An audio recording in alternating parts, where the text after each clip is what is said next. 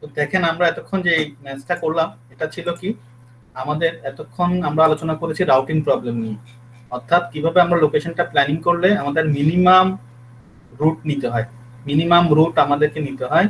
So minimum root নিলে আমাদের কস্টটা minimum হবে। এখন this is not the way only, আমরা দেখতে পাচ্ছি প্রায় 48 কোটি রাস্তা, প্রায় 48 কোটি রাস্তা এখানে সম্ভব। 48 কোটি মানে 48 crore পসিবল সলিউশনস আর দেয়ার। তো এখান থেকে যে কোনো একটা আমাকে বেছে নিতে হবে। এখন আমরা কোনটা বেছে নিব? মোস্ট প্রবাবলি এটা তো আমাদের সবচেয়ে কস্ট কম আসছে বলে আমরা এটা নিচ্ছি। এখন এই যে রুট প্ল্যান করা এবং কস্টকে আমরা হিসাব করা, কস্টিংটা প্ল্যানিং করা, এই দুটোর মধ্যে সমন্বয় করার জন্য অনেকগুলো ওয়ে আছে। তার মধ্যে ট্রান্সপোর্টেশন যে মডেলগুলো, তার মধ্যে এটা একটা। আমরা আজকে এরকম ট্রান্সপোর্টেশনের একটা মডেল নিয়ে কাজ করব। ট্রান্সপোর্টেশনের যে প্রবলেমগুলো, ট্রান্সপোর্টেশনের প্রবলেম অনেকভাবে সলভ করা যায়। হ্যাঁ, তিনটা ওখানের মধ্যে তিনটা মূলত আসলে ওয়ে আছে। আমি তিনটা ওয়েতে অঙ্কটা করে রাখছি। নর্থ ওয়েস্ট কর্নার, ভ্যাম, অর্থাৎ এটা আমরা গুগল অ্যাপ্রক্সিমেশন বলি, একটা হলো ম্যাট্রিক্স মিনিমাম বা লিস্ট কস্ট, এটাকে লিস্ট কস্ট মেথডও বলে। তো আমরা একটা একটা করে আসি। আমরা আগে একটা ম্যাথটা দেখি, ম্যাথটা একটু বড়, শুধু বড় না অনেক বড় মাশাআল্লাহ। আমরা একটু স্টেপগুলো দেখবো, আশা করি আপনারা কোঅপারেট করলে আমি শেষ করতে পারবো ইনশাআল্লাহ। দেখি শুরু করি, প্রশ্নটা আমরা একটু দেখি। The following যেমন দেখা যাচ্ছে, wheat is harvested in the Midwest and stored in grain elevators in 3 different cities.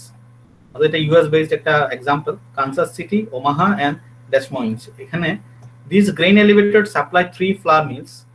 3টা ফ্লাওয়ার মিলে তারা তাদের যে গ্রেইন গুলো সাপ্লাই করে, হ্যাঁ, এই হুইট গুলো সাপ্লাই করে আফটার সাম প্রসেসিং। এগুলো কিনা লোকেটেড হলো শিকাগোতে, স্যান লুইসে এবং সিনসিনাতি। এইটাতে তিন জায়গায় আছে। I don't know the exact pronunciation, it may be Cincinnati maybe. And anyway, grain is shipped to the mills in railroad carts, okay, each of which is capable of holding 1 ton of wheat.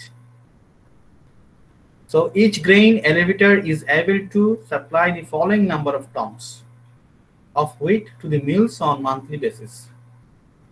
ঠিক আছে, এখন দেখেন এখানে আমাকে কি কি বলছে। এখানে আমাকে বলছে আজকে গ্রেন এলিভেটর যেটা কানসাস সিটিতে আছে, ওরা সাপ্লাই করতে পারে 150 টন, 150 টন। ওমাহাতে যেটা আছে সেটা পারে 175 পর্যন্ত দিতে। আবার দেশ মইন্স যেটাতে আছে 275 টন সাপ্লাই করতে পারে। তাহলে আমাদের সাপ্লাই ইউনিট হলো 600 টন। আবার প্রত্যেকটা মিলের নিজস্ব কিছু ডিমান্ড আছে। each mill demands the following number of tons of wheat per month. এই মিল যেগুলোতে আমাদের এই প্রসেসিংটা হয় হুইট আনার পরে, ওদের আবার ডিমান্ড হলো শিকাগোতে যেটা আছে সেটার ডিমান্ড হলো 200, সেন্ট লুইসে যেটা আছে সেটা 100 এবং সিনসিনাটি যেটাতে আছে সেটা হলো 300।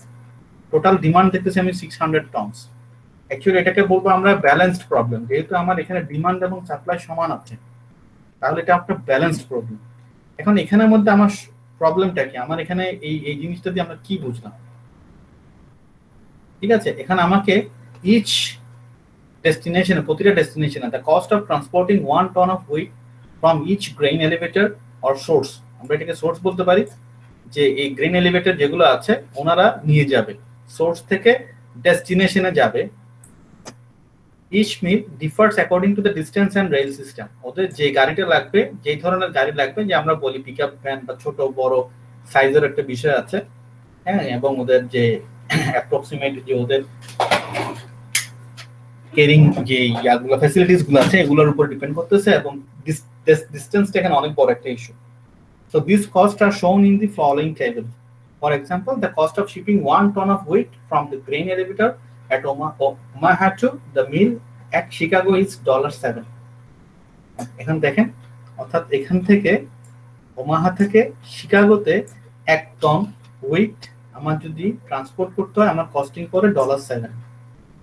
এইভাবে আমাকে দেয়া আছে per unit cost, per unit মানে পার টন কস্ট আমার দেয়া আছে। এইভাবে প্রত্যেকটার জন্য একটা ম্যাট্রিক্স ডেটা আমার দেয়া আছে। এরা হলো আমার কি, এরা সাপ্লাই করবে এই মিলগুলোতে। এই মিলগুলোর আবার নিজস্ব ডিমান্ড আছে, আমি সেটা দেখেছি। এই মিলগুলোর ডিমান্ড কি, শিকাগোর ডিমান্ড হলো 200, লুইসের ডিমান্ড হলো 100 এবং সিনসিনাটি এটার ডিমান্ড হলো 300।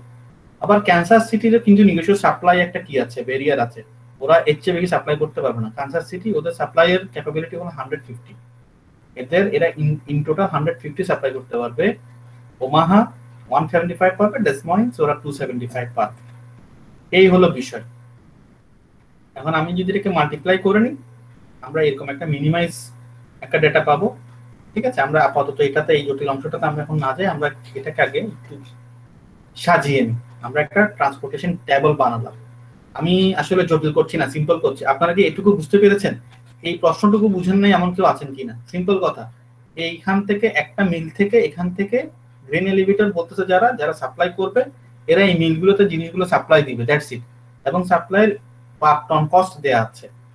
মারুফ, প্রশ্নটা কি বুঝতে পারছো কিনা? মারুফ, প্রশ্নটা বোঝা গেছে?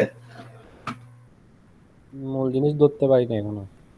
মূল জিনিসটা আমি যাই নাই। আমি এখন আসো আবার বুঝাচ্ছি, খেয়াল করো। আমি এখনো পর্যন্ত বললাম, ধরো আমরা এখন এগুলো একটু নাম্বারিং করি। সাপোজ আমাদের সুবিধার জন্য আমি একটু নাম্বারিং করি। দেখো, ক্যান্সার সিটিকে দিছি আমি নাম 1 দিছি, ঠিক আছে? এটা 1 নাম্বার মিল, এরা 1 নাম্বার গ্রেন এলিভেটর। এরা কি করবে? এরা সাপ্লাই দিবে কোথায়? এই শিকাগোতে, স্যান লুইসে এবং সিনসিনাটি, এই 3 জায়গায়। এরা হলো মূলত কি, এরা তোমাকে কি করবে? এরা হলো সোর্স, এই সোর্স, আর এগুলো হলো ডেস্টিনেশন। আমার কথা বুঝতে পারছি? আমি আবার বলতেছি, এগুলো হলো কি, সোর্স। এখান থেকে মালামালটা নিয়ে কোথায় যাবে? শিকাগোতে যাবে। ওমাহা থেকে মালামাল নিয়ে এই 3টাতে যাবে। এই ডেস পয়েন্ট থেকে মালামাল নিয়ে 3টাতে যাবে, ঠিক আছে? জি স্যার। তুমি এটুকু বুঝতে পারছো? এটা হলো সোর্স। এই যে ক্যান্সাস সিটি দেখতেছো, ওমাহা দেখতেছো, এরা হলো সাপ্লায়ার বা সোর্স, এরা হলো ডেস্টিনেশন। তো এখানে আমাদের সুবিধার জন্য আমরা এগুলোকে 1 2 3 দিছি। আমরা এই এগুলাকে, যেগুলো হরাইজন্টাল আছে, হরাইজন্টাল মানে কি, এইভাবে যেগুলো আছে লম্বালম্বি ভাবে, আনুভূমিক ভাবে যেগুলো আছে ভূমির সাথে প্যারালালি, হ্যাঁ, হরাইজন্টাল যেগুলো আছে ওগুলোকে 1 2 3 দিয়েছি। যেগুলো ভার্টিক্যাল আছে, ডেস্টিনেশন গুলোকে দিয়েছি কি, এ বি সি, এদেরকে দিয়েছি কি, এ বি সি। এই এখন আমরা এটাকে যদি একটা সিম্পল টেবল আঁকি, আমি এটা জিনিসটা সহজ, এটা খুব একটা কঠিন কিছুই না, এটা আপনারা বুঝবেন। আমি আসতেছি, এটা এখানে বুঝে দেওয়া আছে, ঠিক আছে? তাহলে এক্স ধরো, ওয়াই ধরো, আপাতত ওখানে দেখছি, আমি টেবলে চলে যাচ্ছি, টেবলটা বুঝে না। সিম্পল দেখেন, 1 2 3 দিয়ে এখন তো বুঝতেছো 1 2 3 কি। 1 মানে হলো সাপ্লায়ার 1, মানে সোর্স 1, সোর্স 2, সোর্স 3। আর এই যে এটা হলো, এটা কি ছিল, ডেস্টিনেশন 1, ডেস্টিনেশন এ, ডেস্টিনেশন বি, ডেস্টিনেশন সি। এই সিম্পল এই জিনিসটাই। সেটাকে আমি অন্য একটা টেবল থেকে দেখাই। এই যে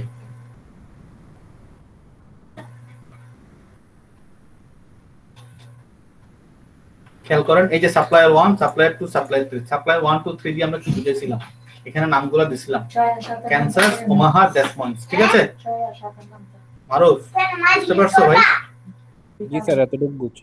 1 2 3 এইটুকু বুঝো। এই তিনটা হলো কি, দে আর সাপ্লায়ার বা দে আর দ্য সোর্স এবং they are the receiver. Chicago, San Louis, Cincinnati, এদিকে এ বি সি দিয়ে আমি নামকরণ করছি। এই এখন আমরা একটা ইনিশিয়াল টেবল বানাইছি। খেয়াল করেন এই টেবলটা করতে আসছে, এই 6 7 4 8 11 5 10 11 12, এগুলা কি, এগুলো হলো পার ইউনিট ট্রান্সপোর্টেশন কস্ট। অর্থাৎ সোর্স 1 থেকে ডেস্টিনেশন এ তে যে কস্টিংটা হবে, তার পার ইউনিট, পার টন কস্ট হবে $6 করে। একইভাবে আমার এখানে সোর্স 1 থেকে আমাদের ডেস্টিনেশন বি তে পৌঁছাইতে যে মালামাল খরচটা, সেটা হবে পার ইউনিট বা পার টন কস্ট হবে $8। একইভাবে এটাও হবে $10। এখন আমরা বলে দিয়েছি যে আমাদের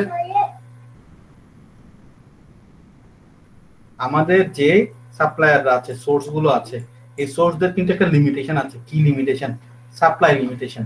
আমি পাঠাবো মাল, কিন্তু আমারও একটা লিমিটেশন আছে। এটার ম্যাক্সিমাম আমি কতটা পাঠাতে পারবো? Less than equal to 150। এটাকে আমরা কি বলতেছি? Less than equal to 150। 150 এর আমরা বেশি পাঠাতে পারবো না, মোর দেন 150 হবে না। একইভাবে আমাদের যে সোর্স 2, ওখান থেকেও কি 175 পাঠাতে পারবো, এর বেশি পাঠাতে পারবো না। এই 3 নাম্বার যেটা আমাদের সাপ্লায়ার, এটারও লিমিটেশন হলো 275। ইন টোটাল আমাদের সাপ্লাই হচ্ছে কত? 600 টন।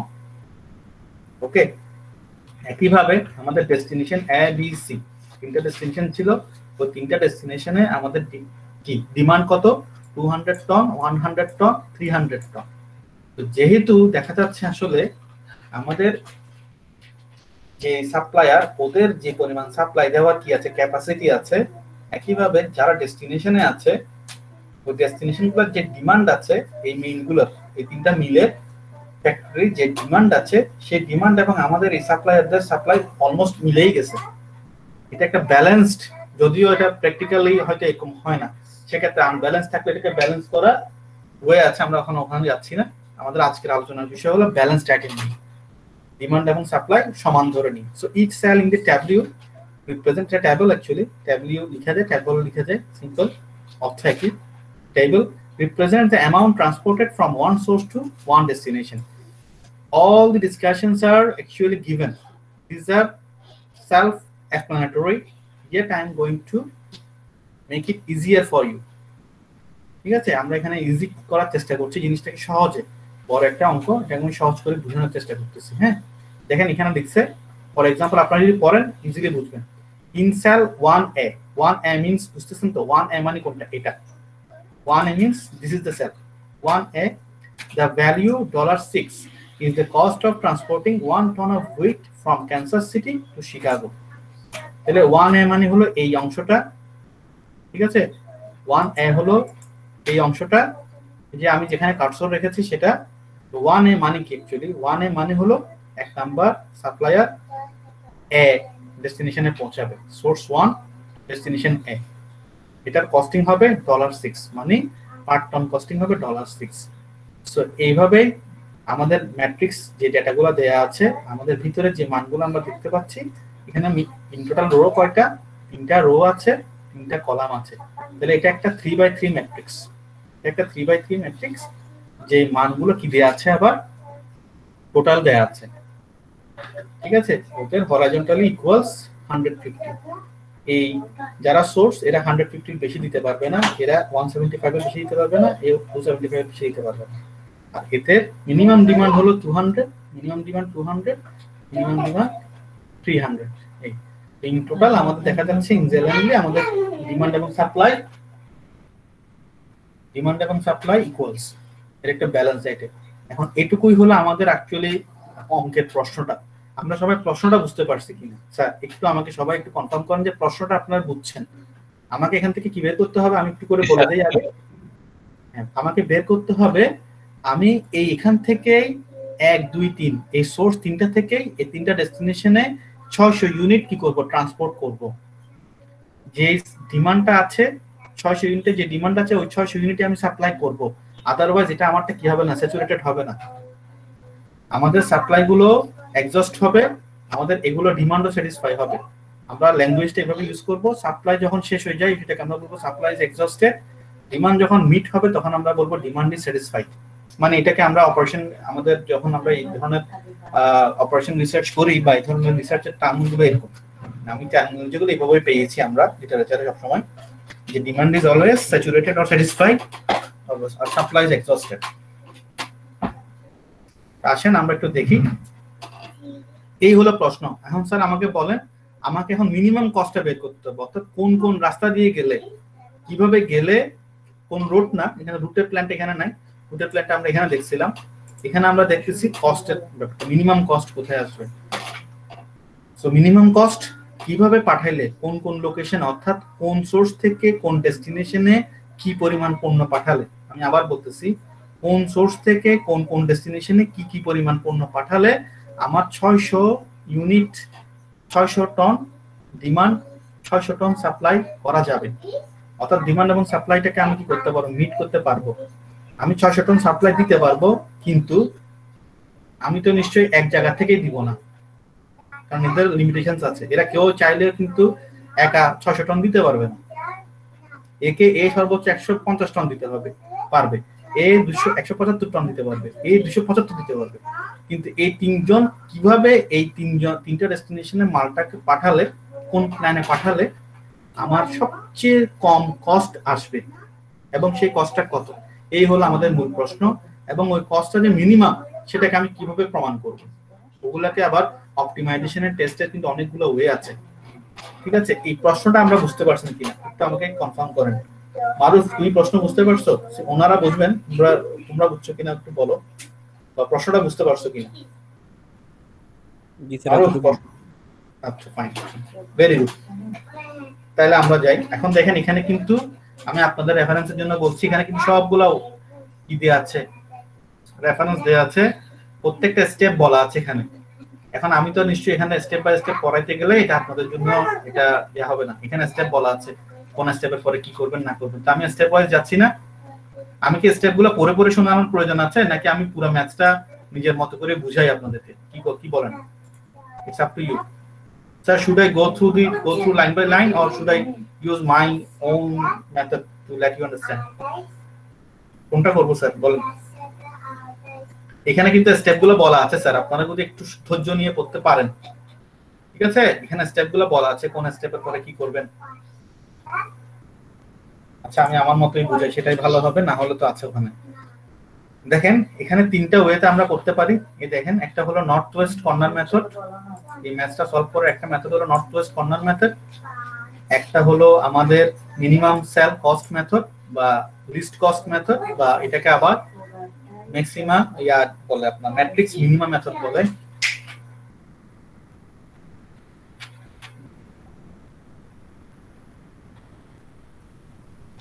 আরেকটা হলো আমাদের এই যে ভগলস অ্যাপ্রক্সিমেশন মেথড, বা যেটাকে আমরা ভ্যাম বলেছি, ওখানে পেনাল্টি বিষয় আছে। তবে এটা হলো this is the most important and this is the most কি বলে ইফেক্টিভ মেথড। হ্যাঁ, যদিও এটাতে সবসময় কস্টের মিনিমাম আসে তা না, তবে এটা সবচেয়ে রিয়েলিস্টিক। এই তিনটা হলো মেথড। তাহলে আমি এখন মূল অঙ্কে প্রবেশ করতেছি। আমরা প্রথমে যেটাতে যাচ্ছি সেটা হলো নর্থ ওয়েস্ট কর্নার মেথড। আমাকে একটু আপনারা কনফার্ম করেন আপনারা স্ক্রিন দেখতে পাচ্ছেন কিনা। স্যার, আপনারা কি স্ক্রিন দেখতে পাচ্ছেন? আসেন খেয়াল করেন, আমরা একটু আগে যেটা দেখছি, আমাদের supply 1, supplier 2, supplier 3, destination 1, destination 2, destination 3। আমি এই জিনিসগুলো সব মুছে দিচ্ছি। ম্যাথটা আমি করছিলাম, নিজে সলভ করছি পুরোটা। আমি এখন আপাতত মুছে দিচ্ছি, আপনাদেরকে বুঝাই করা। এটা সবচেয়ে সিম্পল। আমরা অঙ্কটাকে একটু গেম হিসেবে নিই। আপনারা অঙ্কটাকে ছোটবেলার কোনো ফর্মুলা টাইপের করে নিয়েন না। ইটস ভেরি ইজি ম্যাথ, একটু গেমিং এর মতো নেন, এটা ইটস লাইক এ গেম। ওকে, আসেন ফার্স্টে দেখেন কি বলছে। সাপ্লায়ার 1, সাপ্লায়ার, এগুলো সাপ্লায়ার 3টা দেয়া আছে, আর এখানে আমার দেয়া আছে কি 3 জন আমার destination receiver, this are their receivers. তো ফার্স্টে দেখেন north west corner. North west corner কি আমরা বুঝি কিনা, আমরা কি নর্থ ওয়েস্ট কর্নার বুঝি কিনা, আমি এটা একটু আপনাদেরকে জানতে চাচ্ছি। মারুফ, তুমি হয়তো নাও বুঝতে পারো, আমি একটু বলতেছি। খেয়াল করো, আমরা জানি আমাদের যে ম্যাপের মধ্যে উপরে কি ধরি, নর্থ, ঠিক আছে? মারুফ, এটা তো জানি আমরা সবাই, না? তাহলে এটাকে যদি আমি এভাবে ধরি, নর্থ সাউথ ইস্ট ওয়েস্ট, তো নর্থ ওয়েস্ট কর্নার আসতেছে কোন দিকে, এই পাশটা না? Yes sir. এটা বুঝতে পারছো? সো এটাকে নাম দেয়া হয়েছে নর্থ ওয়েস্ট কর্নার মেথড। এটা খুবই ট্রেডিশনাল একটা মেথড, ইজিয়েস্ট মেথড এবং ট্রেডিশনাল। ওটা দিয়ে আমরা শুরু করি। আসেন, মানে এই, তাহলে আমার এই যে পুরো সার্কেলটা, এখানের মধ্যে নর্থ ওয়েস্ট কর্নার কোনটা, এটা না? এটাই তো আমার নর্থ ইস্ট কর্নার, তাই না স্যার? Yes sir. স্যার, এই পুরোটার মধ্যে আমার নর্থ ইস্ট কর্নার কোনটা, এটা না? খেয়াল করেন তো, আমি এটাকে যদি আমি একটু কালার করে দেই,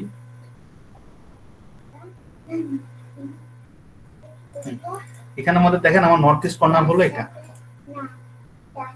স্যার, আপনারা না বুঝলে আমাকে ইমিডিয়েট নক করবেন। আমি এটা আপনারা 4 জন, এখানে কেউ একজন যদি না বুঝে সমস্যা, আমাদের হাতে সময় কম আছে। তো দেখেন, তাহলে আমরা প্রথমে এটা নিয়ে কাজ করব। এখন দেখেন এই জায়গাটায় আমরা স্যাচুরেট করব। এই যে দেখা যাচ্ছে এই কলামটা, এই যে রোটা দেখতে পাচ্ছেন,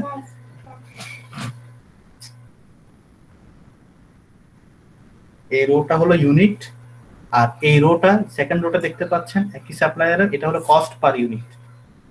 ঠিক আছে, এটা হলো কস্ট পার ইউনিট, আর এটা হলো জাস্ট ইউনিট কোয়ান্টিটি, কি পরিমাণ কোয়ান্টিটি আমাদের প্রয়োজন। This is called allocation. আপনারা একটু কষ্ট করে খাতায় লিখে রাখেন, দিস ইজ কল্ড অ্যালটমেন্ট বা অ্যালোকেশন।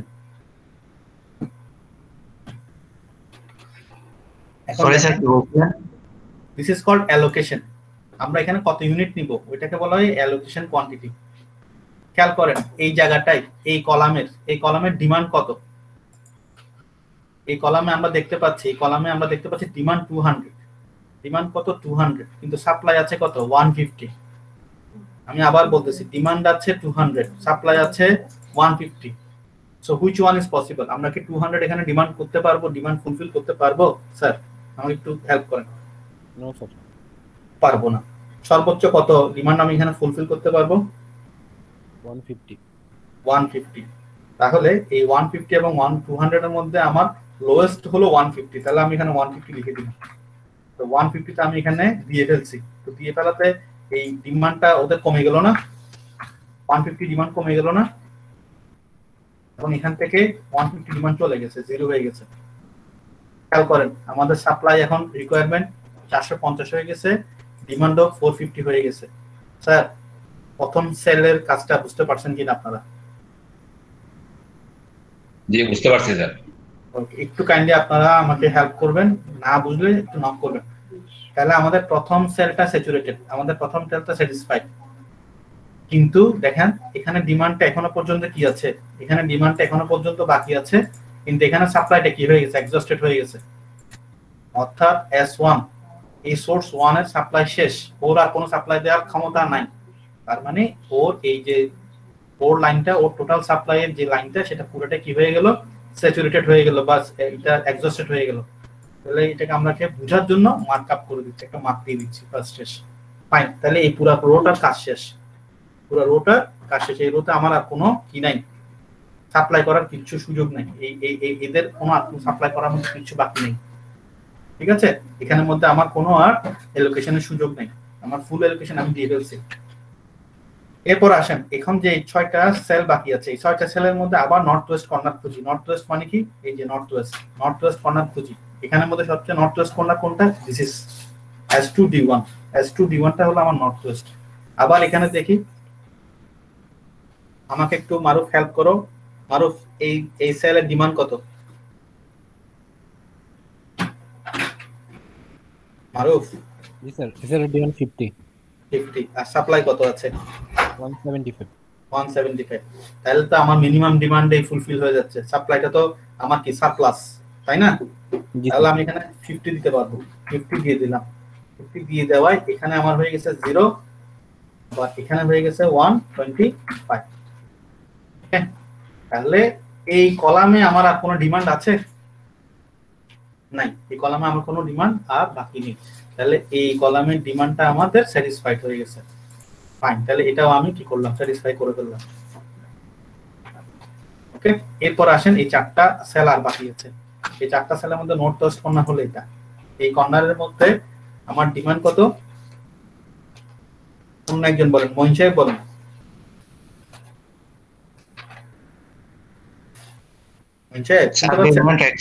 Demand 100, supply 125। তাহলে এখানে সাপ্লাইটা বেশি থাকবে, ডিমান্ডটা দেখেন এখানে ডিমান্ড 100 দিয়ে দিলে আমার এখানে ডিমান্ডটা 0 হয়ে যাচ্ছে। এই কলামে আমার ডিমান্ড 0 হয়ে যাচ্ছে, আর সাপ্লাই থেকে যদি আমি 100 নিয়ে ফেলি তাহলে আর থাকতেছে 25। খেয়াল করে দেখেন, আমি দোনো হাত থেকে কমানোর পরে, এগুলো আমি অ্যাকচুয়ালি এক্সেলে জিনিসটা করে রাখছি, আমার জন্য অনেক সময় লাগছে এগুলো করতে, কিন্তু এই জিনিসটাকে চট করে আমার অঙ্কটা করা হয়ে যাচ্ছে। আপনারা এই মেথডে কি অঙ্কটা বুঝতেছেন স্যার? আমি বোর্ড ইউজ করতেছি না, বোর্ডে এগুলো করাটা আরো বেশি বিশ্রী লাগে, মানে কাটাকাটি কাটসার দিয়ে কাজ করা যায় না। Is it comfortable for you all or not? Sir ঠিক আছে, এখন ঠিক আছে। ওকে ফাইন, আমাকে একটু হেল্প করিয়েন আপনারা, কারণ আপনারা আসলে আমি আপনাদের সাথে বেশি সময় কাটাতে পারি নাই দেখে এটা একটা ফাইন টিউনিং হয়। সাধারণত প্রথম দুটো ক্লাস আমরা বুঝে যাই যে আমার অডিয়েন্সটা আসলে কিভাবে বুঝে, অডিয়েন্সটা কি চায়, তাহলে আমরা এগুলোকে কি করতে পারি, মানে ইয়া করে দিতে পারি, আমি অ্যাকচুয়ালি সেই অনুযায়ী সাপ্লাই দিতে পারি, কাস্টমাইজ করতে পারি। আসেন, পরে আমার আর 2টা সেল বাকি আছে, একটা হলো S2D3, আরটা হলো S3D3। এই সেলটা হলো একটা S2D3, একটা S3D3। এখানেও আবার দেখেন নর্থ ইস্ট কর্নার যদি ধরি উপরেরটা, তাহলে এই দুটার মধ্যে নর্থ ইস্ট হলো কোনটা? তাহলে এখানে আমার ডিমান্ড হলো 300, সাপ্লাই হচ্ছে মাত্র 25। দিলাম এক্স ইউজুয়াল, এখানে আমি সাপ্লাই দিতে পারবো 25, সাপ্লাই 25 দিয়ে ফেলছি। এখানে আমার আর সাপ্লাই নেই, 300 ছিল 25 চলে গেল 275। তাহলে এই যে এই কলামটাও আমার কি হয়ে গেল, এই রোটাও আমার এক্সহস্টেড হয়ে গেছে। এখন আসেন লাস্ট সেল আছে আমার এটা। তো লাস্ট সেলে কি আছে আমার? অ্যাকচুয়ালি দেখেন ডিমান্ড 275, সাপ্লাইও 275। এটাকে আমরা যদি এখানে 275 দিয়ে দেই তাহলে এখানে হয়ে যাচ্ছে 0, এখানে হয়ে যাচ্ছে 0। দেখেন আলটিমেট আমাদের কি হয়ে গেছে, ডিমান্ড এবং সাপ্লাই আমাদের কি হয়ে গেল, ফুললি সাপ্লাই গুলো এক্সহস্টেড হয়ে গেছে, ডিমান্ড গুলো স্যাটিসফাইড হয়ে গেছে। তা আলটিমেটলি কি হয়ে গেল? তাহলে আমার টপ মোস্ট অ্যালোকেশন শেষ। We have completed hour total allocation. ঠিক আছে স্যার? এই এখন দেখেন আমরা দেখবো যে আমরা অঙ্কটা যে করছি এটা অ্যাকচুয়ালি ঠিক আছে কিনা, এটা দেখার একটা সুযোগ, একটা সিস্টেম আছে যে আমাদের একটা মেথড আছে m+n-1, যে আমরা যে করেছি এই মেথডটা ঠিক আছে কিনা এটা দেখার এখানে আছে ভিতরে।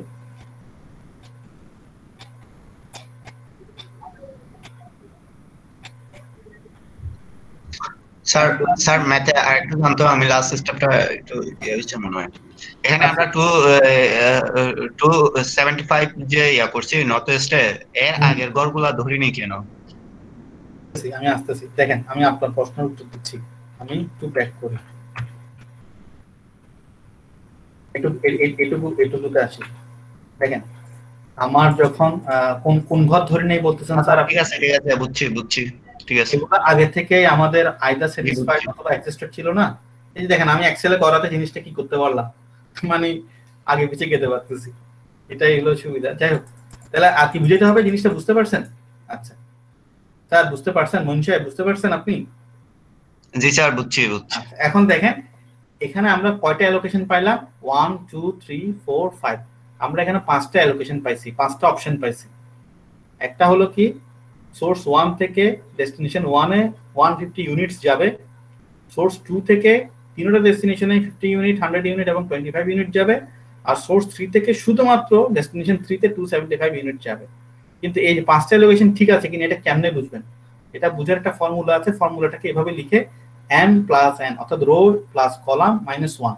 আমি আবার বলতেছি, এটাকে বলো রো প্লাস 1 -1, অর্থাৎ এটা যদি m হয় m+n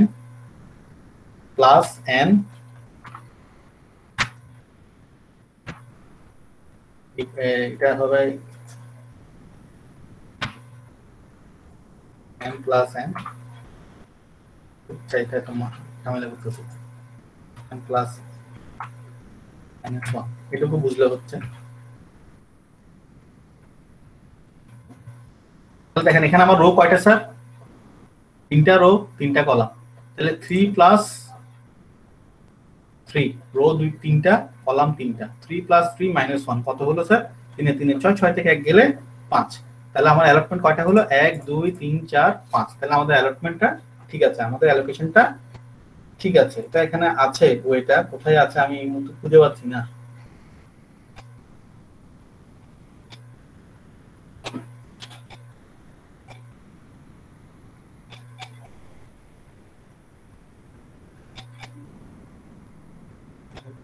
ইনভেস্ট থাকবে হতে পারে, টোটাল কস্ট যখন লিখবে তখন লিখতে হবে।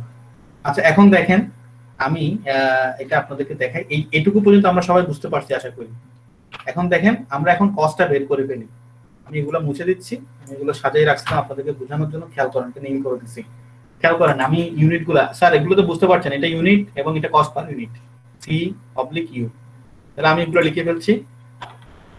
প্রথমটাতে প্রথম সেলে আমি কত ইউনিট পাচ্ছি? 150 ইউনিট আমার অ্যালোকেট হয়েছে, আমি অ্যালোকেশন করছি 150, তারপরে 50 100 25 275। 150 ইউনিট আমি অ্যালোকেট করছি, এটা পার ইউনিট কস্ট কত ছিল স্যার? $6। এটা বা 6 টাকা ধরে নিচ্ছি আমরা, যেহেতু আমরা বাংলাতে করছি, 6 টাকা। পরেরটাতে আমাদের কত করছি? 60 টাকা। 100 ইউনিট নিচ্ছি সেটা 11 টাকা, 25 ইউনিট নিচ্ছি সেটাও 11 টাকা, 275 ইউনিট সেটা 12 টাকা। স্যার আমার টোটাল কস্টিং আসছে 5,925 টাকা। এটুকু আমরা স্যার বুঝতে পারছি কিনা? কারো কোনো কোয়েশ্চেন আছে কি? এটা আমরা বুঝতে পারছেন কিনা স্যার, একটু বলেন আমাকে। আমার মিনিমাম কস্ট আসছে 5,925 টাকা। এখন দেখেন এটা আপনাদের উত্তরের সাথে মিলছে কিনা। এই যে দেখেন আমাদের এই নর্থ ওয়েস্ট কর্নারের সাথে নর্থ ওয়েস্ট কর্নার মেথডে আমাদের কত আসবে 5925। সো ওরা আপনাকে এটা সরাসরি এটা কি করছে, স্যাচুরেশনটা করে দেখাই দিছে, ওরা পুরো সলিউশনটা এখানে সলভ করে দিছে, অর্থাৎ ওরা স্টেপগুলো দেখাইনি, আমি স্টেপগুলো দেখাইছি। আপনারা কি স্যার বুঝতে পারছেন? আইনুল সাহেব বুঝতে পারছেন? জি স্যার বুঝতে পারছি। ওকে মারুফ ভাই তুমি একটু বুঝছো কিনা বলো, তুমি তো টেনশনে থাকো সময়। মারুফ বুঝছো কিনা? জি স্যার বুঝছো। আচ্ছা আলহামদুলিল্লাহ, এটাই সবচেয়ে সহজ ছিল। মহিন সাহেব বুঝছেন আপনি? জি স্যার বুঝছি। এই যে এটা কোত্থেকে আসছে দেখেন, এটা আমি এগুলো একটু এক্সেলের শীট ইউজ করছি, আপনারা তো আর এক্সেল ইউজ করবেন না, আপনারা খাতায় করবেন। তো খাতায় যেহেতু করবেন এগুলো আপনাদেরকে ম্যানুয়ালি করতে হবে। আমি এখানে এক্সেল শীটে ফর্মুলাগুলো করে রাখছিলাম, এটা মাল্টিপ্লিকেশন ইউজ করছি, এই দুইটারে গুণ করছি, 150 এবং 6 গুণ করে 900, এবার প্রত্যেকটা পার ইউনিট কস্ট দিয়ে টোটাল ইউনিটকে গুণ করছি, টোটাল অ্যালোকেশনকে গুণ করছি। গুণ করার পর এখানে আমি ফর্মুলা করে রাখছিলাম, এগুলো সামেশনে তাই সরাসরি চলে আসছে। এটা আমাদের বইয়ের সাথে মিলে গেছে, আমাদের $5,925 বা 25 টাকা মিলে গেছে। সো এই যে এই ইনিশিয়াল সলিউশন যেটা পেলাম, এটাকে বলা হয় initial solution. This is not the ultimate solution. খেয়াল করেন, এটা কিন্তু আলটিমেট সলিউশন একটা ইনিশিয়াল ফিজিবল সলিউশন। এখন এই 5,925 টাকাটা আমি বলছি নর্থ ওয়েস্ট কর্নার মেথড দিয়ে সবচেয়ে আমার কস্ট আসবে, কিন্তু এই কস্টটা মিনিমাম কিনা সেটা কিন্তু আমরা এখন টেস্ট করিনি। আপাতত এটাকে কস্ট আমরা বের করছি নর্থ ওয়েস্ট কর্নার মেথড দিয়ে। আসেন আরেকটা মেথড আছে, matrix minimum method. Matrix minimum method আমি এটা তো আসেন এখানেও আমি আগে এগুলো মুছে দিচ্ছি ডেটাগুলো।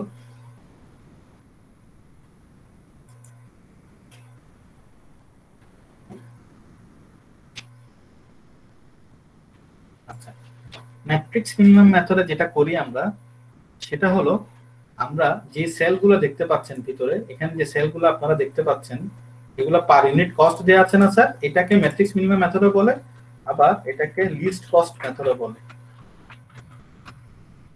লিস্ট কস্ট মেথডও। আচ্ছা মারুফ আমাকে একটু হেল্প করেন, 9টা সেলের মধ্যে পার ইউনিট কস্ট যা দেয়া আছে তার মধ্যে সবচেয়ে ছোট কস্ট কোনটা দেয়া আছে? লোয়েস্ট কস্ট কত এখানে? 4 স্যার। 4। অর্থাৎ আমাদের যেই সোর্স 1 থেকে ডেস্টিনেশন 1 এ পাঠানোর যে ইয়াটা S3D1, এই সেলটা হলো আমাদের লোয়েস্ট কস্ট। সো আমরা এটাই আগে কি করব, আমরা এখানে অ্যালোকেশন করব। ম্যাট্রিক্স মিনিমাম মেথডটা হলো এটা। আমি আপনাদেরকে আরেকটু হেল্প করি। ম্যাট্রিক্স মিনিমাম মেথডটা হলো যেখানে আমার কি হবে, কস্টটা মিনিমাম থাকবে, পার ইউনিট কস্টটা মিনিমাম থাকবে, সেটাই হলো আমার কি ফার্স্ট অ্যালোকেশন করতে হবে, ওটা দিয়ে শুরু করতে হবে। আচ্ছা এখানে একটা প্রশ্ন আপনারা করবেন না, আমি ইয়াতে বলে দিচ্ছি, প্রসঙ্গত বলে দিচ্ছি। যদি একাধিক কস্ট, যেমন এখানে 11 আছে, হ্যাঁ 11 আছে, সো এরকম যদি 4 দুটো থাকতো তখন আমরা কি করতাম? মারুফ ধরো এখানেও 4 আছে, এখানেও 4 আছে, তখন কি করতাম? তখন মিনিমাম কোনটা?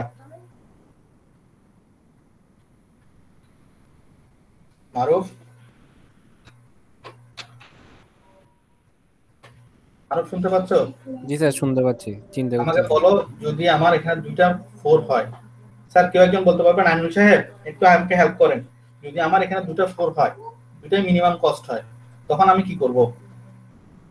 মাঝখানেরটা ওটা ডিমান্ড কম ওই জন্য। আচ্ছা আসি, এখন দেখেন আমরা যদি এরকম পান, আপনারা কোনো অঙ্ক যদি এমন পান পাওয়াটাই স্বাভাবিক। যদি দেখেন যে মিনিমাম কস্ট দুটো আছে, এটা তো মিনিমাম কস্টটা ইউনিক না, more than one minimum cost is given, then what you have to do, you have to allocate, you have to select that cell which ensures maximum allocation. আমি আবার বলি, এটা তো খরচ সবচেয়ে কম, এটা তো খরচ সবচেয়ে কম, তো সবচেয়ে কম খরচে আপনি কি সবচেয়ে বেশি মালামাল এই যানবাহন মানে ক্যারি করতে চাইবেন নাকি কম মালামাল ক্যারি করতে চাইবেন? বেশি স্যার। বেশি বেশি স্যার। আচ্ছা দেখেন, তাহলে এখানে যদি 4 ধরি, তাহলে এখানে ডিমান্ড হলো 100, সাপ্লাই 275, তাহলে এখানে আমরা অ্যালোকেট করতে পারতেছি 100, কিন্তু এখানে ডিমান্ড 200, সাপ্লাই হলো 275, তাহলে এখানে আমরা অ্যালোকেট করতে পারতেছি 200, অর্থাৎ খরচ দুটোতেই সেম। এটা তো 4 ইউনিট, 4 কস্ট 4 পার ইউনিট টাকা, অর্থাৎ 4 টাকা পার ইউনিট বা $4 পার ইউনিট, এটাও $4 পার ইউনিট, কিন্তু এখানে আমি অ্যালোকেট করতে পারছি 100, এখানে অ্যালোকেট করতে পারছি 200, তাহলে আমি কোনটা নেওয়াটা আমাদের জন্য ভালো হবে? 200, এটা লজিক, এটাই হলো লজিক। তো যদি কখনো এরকম অঙ্ক পান যে আপনাদের কি হয়ে গেছে, মিনিমাম কস্ট দুটো পেয়ে গেছেন, সেক্ষেত্রে আপনারা একটু নোট ডাউন করে রাখেন এই জিনিসগুলো। অ্যালোকেশনের সময় হাইয়েস্ট অ্যালোকেশন যেটা পাবো সেটাই আমরা সিলেক্ট করব। তো আসেন, এখানে আমরা যেহেতু মিনিমাম কস্ট একাধিক নাই, তাহলে আমাদের ওই টেনশন আপাতত নাই। আসেন তাহলে এখানে আমরা অ্যালোকেট করব 200, 275, তাহলে অ্যালোকেট কত করতে পারবো? 200। ফাইন, তো 200 চলে গেলে এখানে হয়ে যাবে 0, এখানে হয়ে যাবে 75। তাহলে দেখেন এই কলামটা কি হয়ে গেল আমার, এই কলামটা আমার স্যাটিসফাইড, ডিমান্ড 1 স্যাটিসফাইড। এরপর আসি যে সেলগুলো বাকি আছে, আর কয়টা সেল বাকি আছে? 3টা সেল বাকি আছে। এই 3টা সেলের মধ্যে এবার লোয়েস্ট কত? মারুফ 5, তো 5 হলো, এখানে আমার ডিমান্ড হলো 100, সাপ্লাই 75 দিতে পারবো। এখানে 0 হয়ে গেল, এখানে হয়ে গেল 25। আচ্ছা ফাইন, এটা করতে গিয়ে আমার এখন এই রোটা অর্থাৎ এই সাপ্লাইটা কি হয়ে গেল? এক্সস্টেড হয়ে গেল, এখানে আর কোনো সাপ্লাই দেওয়ার সুযোগ নেই। এদের এই সাপ্লাই ক্লিয়ার, 3 নম্বর সাপ্লাইরা আর কোনো কিছু সাপ্লাই করার সুযোগ নেই, শেষ। এরপর আসেন যে 4 জন আছে, এদের মধ্যে এবার লোয়েস্ট হলো 8। এখানে দেখি ডিমান্ড আছে 25, সাপ্লাই 150, তাহলে ডিমান্ড 25 দিয়ে দিলাম, দিয়ে দিলে এখানে হয়ে যাচ্ছে 125, এখানে হয়ে যাচ্ছে 0। তাহলে এটাও আমার কলামটা কি হয়ে যাচ্ছে? আমার স্যাটিসফাইড। দেখেন আমি এগুলো কিন্তু এক্সেল শীটে যোগ বিয়োগ ফর্মুলা করে রাখছিলাম বলে সবগুলো অটোমেটিক্যালি হচ্ছে। আসেন এখন আমার আর দুইটা সেল খালি আছে, S1D3, S2D3, S1D3, S2D3। এখানে দেখেন তাহলে আমি কোনটাতে অ্যালট করব? স্ট্যান্ডিং, যেহেতু এটা মিনিমাম কস্ট। সেখানে কত দেব? 125, 300, তাহলে এখানে 125 দিয়ে দিলে আমার এখানে হয়ে যাচ্ছে 0, এখানে হয়ে যাচ্ছে 175। তাহলে একইভাবে এই সাপ্লাইটাও কি হয়ে যাচ্ছে? সাপ্লাই 1ও আমার এক্সস্টেড হয়ে গেল। আর একটা মাত্র সেল বাকি আছে, ডিমান্ড বাকি আছে 175, সাপ্লাই বাকি আছে 175। 175 আমি দিয়ে দিলাম, এটাও এটাও এক্সস্টেড, এটা স্যাটিসফাইড। ফাইন, তাহলে আমার আলটিমেটলি আমার ফুল ডিমান্ড এবং সাপ্লাই কি হলো? ফুলফিল হলো। এখন আমি দেখি আমার m+n-1 ফর্মুলা। রো আছে 3টা, কলাম আছে 3টা, তাহলে 3 গুণ 3 এ 3 এ 6 থেকে 1 দিলে 5। ঠিক আছে, আমার সেল কয়টা আছে? 1 2 3 4 5। ওকে, আমার অ্যালটমেন্ট, আমার অ্যালোকেশন ঠিক আছে। এখন আমরা টোটাল কস্টটা বের করে নিই। 25, 125, 175, 275 পার ইউনিট কতগুলো লিখি? 25 ছিল 8, 25 হলো 10, 75 হলো 11, 200 হলো 4, 75 হলো 5। ওকে ফাইন স্যার, আমার কস্ট কত আসলো দেখেন? 4550। আমার কস্টিং হলো, এখানে আমার টোটাল কস্ট আসছে 4550, কিন্তু আমার নর্থ ওয়েস্ট কর্নারে কত আসছিল? 5925। সো কোনটা বড় বা কোনটা ছোট? ম্যাট্রিক্স মিনিমামটা ছোট না? Yes sir. এটা আমি মিলছে কিনা দেখি, এবার বইয়ে চলে যাই। আমাদের বইয়ে মেথডটা দেয়া আছে, এই যে মিনিমাম সেল কস্ট মেথড। দেখেন অ্যালটমেন্টটা ঠিক আছে কিনা। ওরাও ভেঙে করছে, এটা আবার স্টেপ বাই স্টেপ করছে, তারা। আশা করি আপনাদের কাম যেভাবে করে দিচ্ছি সেটাতেই হয়ে যাবে। এদের দেখেন the total cost of initial solution is $4,550. ওকে, খেয়াল করেন এখানে একটা লাইন, এখানে একটু এটা পড়ে দেখেন, এখানে একটা লাইন বলেছে the minimum cell cost method will provide a solution with a lower cost than the northwest corner solution. আমার মেয়ের এমনি পড়তে ইচ্ছা করে না, এখন আমি ক্লাস নিতে বসে তার পড়াশোনা বেড়ে গেছে, বুঝতে পারছেন? তার আনন্দ সাহেবের বাচ্চা কি গ্রুপ স্টাডি করতেছে। হ্যাঁ, গ্রুপ স্টাডি। আমি এখন ক্লাস নিচ্ছি কেন, তার পড়াশোনা বেড়ে গেছে, তার নাম ওটা পড়া বেড়ে গেছে এখন। আচ্ছা আসেন, এলো অনলাইন ক্লাসের লিমিটেশন স্যার। আসেন, the minimum cell cost method will provide a solution। তাই জন্য আমি যদি হঠাৎ ডাক দিয়ে উঠি, আপনারা মনে করেন না যে আপনাদেরকে বলতেছি, হ্যাঁ মাঝে মাঝে অ্যাবসার্ড সাউন্ড টাউন শুনতেও পারেন, sorry for that in advance. অসুবিধা আচ্ছা আসেন, the minimum cell cost method will provide a solution with a lower cost। খেয়াল করে দেখেন মিনিমাম সেল কস্ট মেথডে আমাদের কস্টটা কমে আসছে আগেরটা চেয়ে নর্থ ওয়েস্ট কর্নারে। কেন জানেন? কারণ এখানে আমরা কস্টকে কনসিডার করছি, আগেরটাতে আমরা কোনো কস্টকে কনসিডার করি না। এখানে আমরা কিভাবে করছিলাম জানেন? প্রভু 10 20 30 40 একটা পদ্ধতি আছে না ছোটবেলায় আমরা লটারি করতাম, ওই পদ্ধতিতে নর্থ ওয়েস্ট এক কোণা থেকে শুরু করে দিছি, এই কোণা থেকে শুরু করে দিছি। হ্যাঁ, তো এটা কোনো ফিজিবল ছিল না, এটা একটা ট্র্যাডিশনাল পদ্ধতি হিসেবে ছিল। খেয়াল করে দেখেন এইসব জিনিস কিন্তু আসছে আসলে আর্মি থেকে। হ্যাঁ, আমাদের এই যে অপারেশন রিসার্চ বা লজিস্টিক্স এর ধারণাটা কিন্তু আসছে আর্মি থেকে। এনিওয়েজ, এখানে আমরা একটু পরে স্ট্যাবিং কর্নার সিস্টেমে যাব, এটা ফিজিবিলিটি দেখার জন্য। আসেন, তাহলে আমরা দেখতে পাচ্ছি এখানের মধ্যে কস্টটা কমে আসার কারণ হলো এখানে আমরা কস্টকে কনসিডার করছি, লিস্ট কস্টকে আমরা এখানে মাথায় রাখছিলাম সেই জন্য। এখন এই দুটার চেয়ে আরেকটা গুরুত্বপূর্ণ একটা নিয়ম আছে, Vogel's approximation method। Vogel's approximation method বা VAM মেথড। এখানে একটা পেনাল্টি কস্ট একটা বিষয় আছে, তো এটা সবচেয়ে ইফেক্টিভ, মানে এটা তুলনামূলকভাবে এটা অ্যাকসেপ্টেবল। মানে এর আবার এটার মানে এটা না যে এটাতে আবার ম্যাক্সিমাম মিনিমাম কস্ট আসবেই এরকম না, তবে এটা ইফেক্টিভ, এটা অনেক বেশি রিয়েলিস্টিক, হ্যাঁ সেই হিসেবে বলতেছি এটা ইফেক্টিভ বা এটা প্রচার আছে, এটা ভালোই এটা প্রচলিত। আসেন, এটা এখানে আসলে অনেকগুলো কথাবার্তা লেখা আছে, আপনাদেরকে আসলে আমি এইগুলো পড়ে শুনাইলে হয়তো আরো ভালো হতো, কিন্তু আমার মনে হয় সময় আমাদের থাকবে না এই স্টেপগুলো বোঝানোর। আমি যেভাবে বুঝাচ্ছি স্যার, আপনারা কি বুঝতেছেন? স্যার আপনারা একটু সাহস দেন যে আসলে আপনারা বুঝতেছেন কি? বুঝতেছি, ক্লিয়ার। Okay fine. আসেন, এখন আমরা একটা VAM মেথডে করতে যাচ্ছি। তো VAM মেথড করার আগে আমি এগুলো একটু ক্লিয়ার করে দিই, এগুলো আমি যেটা আগে একবার সলভ করছিলাম।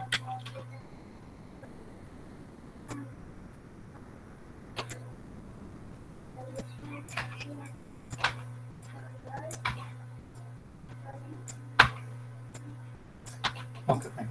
আসেন, VAM মেথডে আমরা যেটা করব সেটা হলো, খেয়াল করেন এখানে আমরা কস্টও মাথায় রাখবো, এখানে আমরা অ্যালোকেশন গুলো এইভাবে করব। একটু একটা জিনিস একটু মাথায় রাখবো, নোট ডাউন করে রাখেন। একটা পেনাল্টি কলাম দেখতে পাচ্ছেন এখানে, আমি সাপ্লাই সাইডেও, এখানে আমাদের সাপ্লাই সাইডেও একটা পেনাল্টি কলাম রাখছি, আবার ডিমান্ড সাইডেও একটা পেনাল্টি কলাম রাখছি। এগুলাকে ইটারেশনও বলে, প্রয়োজন নাই আমাদের, যেহেতু বইয়ের মধ্যে ইটারেশন কথাটা লিখে নাই ওখানে, আমরা ইটারেশন শব্দটা ইউজ না করি, দরকার নেই, প্রয়োজন হবে না। পেনাল্টি রাখি, আপাতত পেনাল্টি রাখছি। এখানে দেখেন, এখানে কিন্তু আসলে পাশাপাশি কিন্তু রাফ গুলো করা নাই। আসলে অঙ্কটা কিভাবে করবেন এটা কিন্তু কেউ না জানলে এটা পরে বুঝবে না, আমার যা মনে হয়। হ্যাঁ, কেউ যদি না জানা থাকে এই জিনিসগুলো দেখে নাও বুঝতে পারে। আমি আপনাদেরকে একদম গুছিয়ে চেষ্টা করতেছি ইম্প্রোভাইজ করে বোঝানোর, আশা করি আপনারা বুঝবেন। আসেন, পেনাল্টিটা কিভাবে বের করবো জানেন স্যার? পেনাল্টিটা বের করবো, খেয়াল করেন, আমরা প্রথমে একটা করে সাপ্লায়ার ধরবো, একটা সাপ্লায়ার ধরবো, একটা ডিমান্ড ধরবো, একটা সাপ্লাই ধরবো, একটা ডিমান্ড ধরবো। প্রথমে আমরা রো ওয়াইজ যাই, আপনি রো কলাম কোন একটা করতে পারেন, প্রথমে রো তারপর কলাম করতে পারেন। আমরা প্রথম রোতে যাই। প্রথম রোতে দেখেন তিনটা কস্ট দেয়া আছে, 6, 8 এবং 10। এখান থেকে আমরা যে কোনো দুজনকে বাছাই করব, দুজন কারা? যাদের কস্ট মিনিমাম। দেখেন এখানে লোয়েস্ট মিনিমাম কস্ট কোনটা কোনটা, লোয়েস্ট কস্ট কোনটা কোনটা, 6 এবং 8 না স্যার? এখানে 6 এবং 8 এর সবচেয়ে লোয়েস্ট না তিনজনের মধ্যে? মারো Yes, sir. ওকে 6, এবং সবসময় আমরা এটাই করব। আবার এই কলাম বরাবর, এই কলাম D1 বরাবর লোয়েস্ট কস্ট কে কে? 4 আর 6 না? Yes, sir. ঠিক আছে, তাহলে এই 6 এবং 8 এর বিয়োগফল কত? আমি আবার বলতেছি বিয়োগফল 6 থেকে 8 বিয়োগ করতে বলিনি, 8 থেকে 6 বিয়োগ করতে বলিনি, আপনি বড়টা থেকে আমরা ডিফারেন্সটা নিব। We are talking about the difference. ঠিক আছে, আমরা এখানে ডিফারেন্সটা নিব, কে বড় কে ছোট, অর্থাৎ প্লাস কোনো মাইনাস ফিগার আসবে না, আমরা ডিফারেন্সটা নিব। আমি বলছি আপনার সাথে আমার বয়সের গ্যাপ কত, আমি বড় আপনি ছোট এটা বলতে বলি নেই, কে বড় কে ছোট আমার জানার দরকার নেই। আমি বলছি 6 এবং 8 এর ডিফারেন্সটা কত স্যার? 2, sir. 2। এই 2টা লিখে ফেলবে, শেষ, আমার কাহিনী শেষ। কথা বলছি এটার জন্য। আসেন এই 7 আবার পরের রোতে আসি, 7 11 11 এই তিনটার মধ্যে লোয়েস্ট কে কে? 7 আর 11 না? Yes, তার sir. থেকেও লোয়েস্ট নাই। 7 আর 11 এর লোয়েস্টের বিয়োগফল কত, ডিফারেন্সটা কত? 4. 4। Thank you. 4 5 12, 4 5 12 এর মধ্যে 4 এবং 5 এর ডিফারেন্সটা 1। এই আমার এই সেলের পেনাল্টি গুলো নির্ধারণ করা শেষ। এখন আসেন রোতে যাব, কলামে যাব, সরি। 6 7 4 এই দুটার মধ্যে লোয়েস্ট হলো 4 এবং 6, একইভাবে 4 এবং 6 এর বিয়োগফল হলো 2। 8 11 5 এই তিনজনের মধ্যে লোয়েস্ট হলো 5 এবং 8, 5 এবং 8, 8 আর 5 এর বিয়োগফল কত? 3। 10 11 12 এই তিনজনের মধ্যে লোয়েস্ট কে কে? 10 আর 11, 10 আর 11 এর লোয়েস্ট ডিফারেন্স কত? 1। স্যার এটুকু আমরা বুঝছি কিনা পেনাল্টি বের করাটা? Yes, sir. মহিন সাহেব বুঝছেন? জি স্যার বুঝছি। এখন এই পেনাল্টি গুলোর মধ্যে আমরা হাইয়েস্ট পেনাল্টিটা বের করব। 2 3 1 1 4 2 এই 6 জনের মধ্যে যে পেনাল্টিটা হাইয়েস্ট হবে সেটা যদি রোতে হয় তাহলে রো বরাবর হিসাব করব, যদি কলামে হয় তাহলে কলাম বরাবর হিসাব করব। অর্থাৎ হাইয়েস্ট পেনাল্টিটা আমরা এখানে কাউন্ট করব। হাইয়েস্ট পেনাল্টি কত? 4। 4 বরাবরটাই আমি এখানে কাউন্ট করব। এখন 4 বরাবর যাচ্ছি, আসেন পেনাল্টি নিছি 4, 4 বরাবর কাউন্ট করব। 4 বরাবর এখানে কোন সেল নিব স্যার? একটু লজিক খাটান তো, আগের দুইটাতে এরকম সময় কি করছিলাম। এবার একটু ম্যাট্রিক্স মিনিমাতে চলে যান। সেল নির্ধারণ করার সময় কলাম নির্ধারণ করে ফেলছি, এরপর কলামের ভিতরে সেলগুলো নির্ধারণ করার সময় কোন জিনিসটাকে মাথায় রাখতাম? আমরা মিনিমাম কস্টকে মাথায় রাখতাম। সো আমি নিশ্চিত হয়েছি যে এই সেল বরাবর কাজ করব, আমি এখন এই রো বরাবর কাজ করব। এই রো এর মধ্যে লোয়েস্ট কস্ট কোনটা? 7টা। এর মানে হলো আমি এই সেলের মধ্যে অ্যালট করব। কোন সেলে অ্যালট করব? এই সেলটাতে আমি এখন অ্যালট করব। স্যার মারো বুঝতে পারছো? জি স্যার, বুঝতে পারছি। আমি একটু রিপিট করি। প্রথমে পেনাল্টিগুলোর মধ্যে হাইয়েস্ট পেনাল্টিটা বেছে নিব, বেছে নিয়ে ওই রো অথবা কলামের মধ্যে যেটা লোয়েস্ট কস্ট থাকবে সেটাকে আমি অ্যালোকেশন করব। তো আসি, এটাই হলো আমার অ্যালোকেশন পয়েন্ট। আমি এখানে 200 ইউনিট ডিমান্ড, 175 সাপ্লাই, তাহলে আমি এখানে দিতে পারবো 175। Supply has been exhausted, demand has been satisfied up to 175, তাহলে 2.25 lakhs, 25 আর বাকি আছে, শেষ।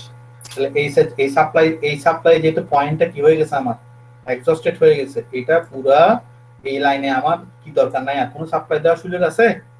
সাপ্লাই দেওয়ারও সুযোগ নাই। এই লাইনের আমার আর কোনো পেনাল্টিও নিতে হবে না।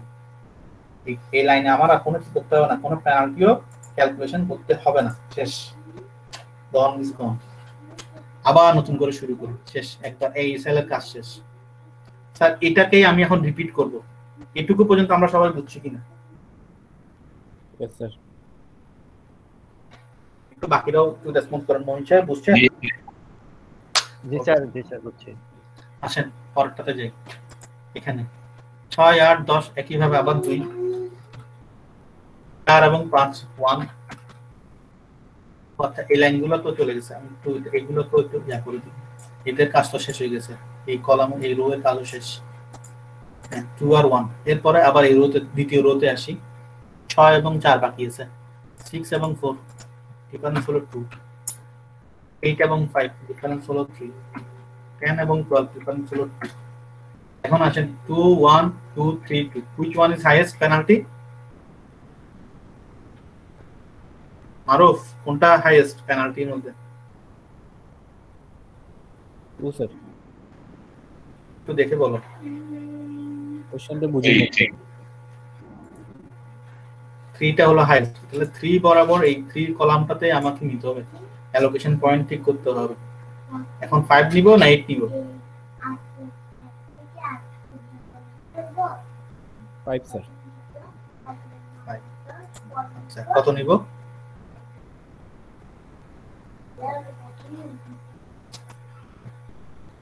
নিব আমি 100। একটু ফাস্ট বলবেন তো, হ্যাঁ আমি আসলে জিজ্ঞেস না করলে আপনাদের ইয়াটা থাকবে না, মানে মনে হবে যে বুঝছেন বুঝছেন বুঝছেন মনে হবে, কিন্তু নিজে করতে গেলে দেখবেন যে কিছু বুঝতেছেন না। আমি পুরো এক্সেল শিটটা দিয়ে দিব আপনাদেরকে রেফারেন্স, যে না রেকর্ড তো করতেছি, অসুবিধা নেই। তাহলে আমার এই ডিমান্ড এটাও কি হয়ে গেছে, স্যাটিসফাইড হয়ে গেছে, ঠিক আছে তাই না? আমার এই ডিমান্ডটা স্যাটিসফাইড, তাহলে এই কলামটা আমি মুছে দিচ্ছি, এই কলামটা আমার স্যাচুরেটেড শেষ। তাহলে আবার এই পেনাল্টি কাজ শেষ, এই কলাম আর কোনো এখানে আর পেনাল্টি নেই, এই পেনাল্টিটাও শেষ।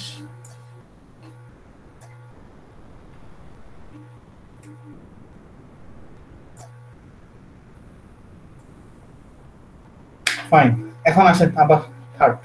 যতক্ষণ পর্যন্ত এই চলবে না, যতক্ষণ পর্যন্ত এটা সবাই শেষ হয়ে যাবে না, ততক্ষণ এই কাহিনী চলতে থাকবে। এটা অনেকটা গেমস এর মতো না, পাজল খেলতাম যে ছোটবেলায়, পকেটে সবসময় একটা পাজল রাখতাম, এই মিলাতাম আর কি, ঘর মিলাতাম।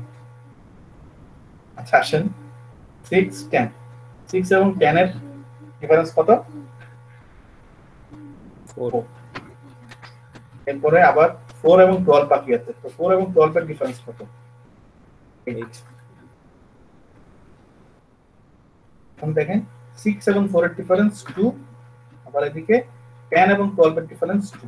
ফাইন, আমি এগুলা হাইলাইট করে দিচ্ছি কেন জানেন? যাতে করে আপনাদের কনফিউশন না হয়, কোন সেলগুলো বাকি আছে সেটা কেন সহজে বুঝতে পারেন। এগুলো করাটা জরুরি না, পরীক্ষার খাতায় এগুলো করতে যাবেন না। আবার পরীক্ষার খাতায় সিম্পলি পেন্সিল দিয়ে কি করে দিবেন, একটা ড্র করে দিবেন, পেন্সিল দিয়ে এভাবে করে একটু এভাবে করে ড্র করে দিবেন, কলম দিয়ে করিয়েন না।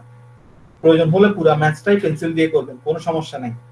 আমি আবার বলতেছি, পুরো ম্যাথটা পরীক্ষার হলে আপনারা কি করবেন, সরি পরীক্ষার হলে না, বাসায় যখন অঙ্কটা করে আমাকে স্ক্যান করে দিবেন, শুধু একটু স্ক্যানারটার কালারটা একটু ঠিক করে দিবেন যাতে করে ঠিক মতো আসে।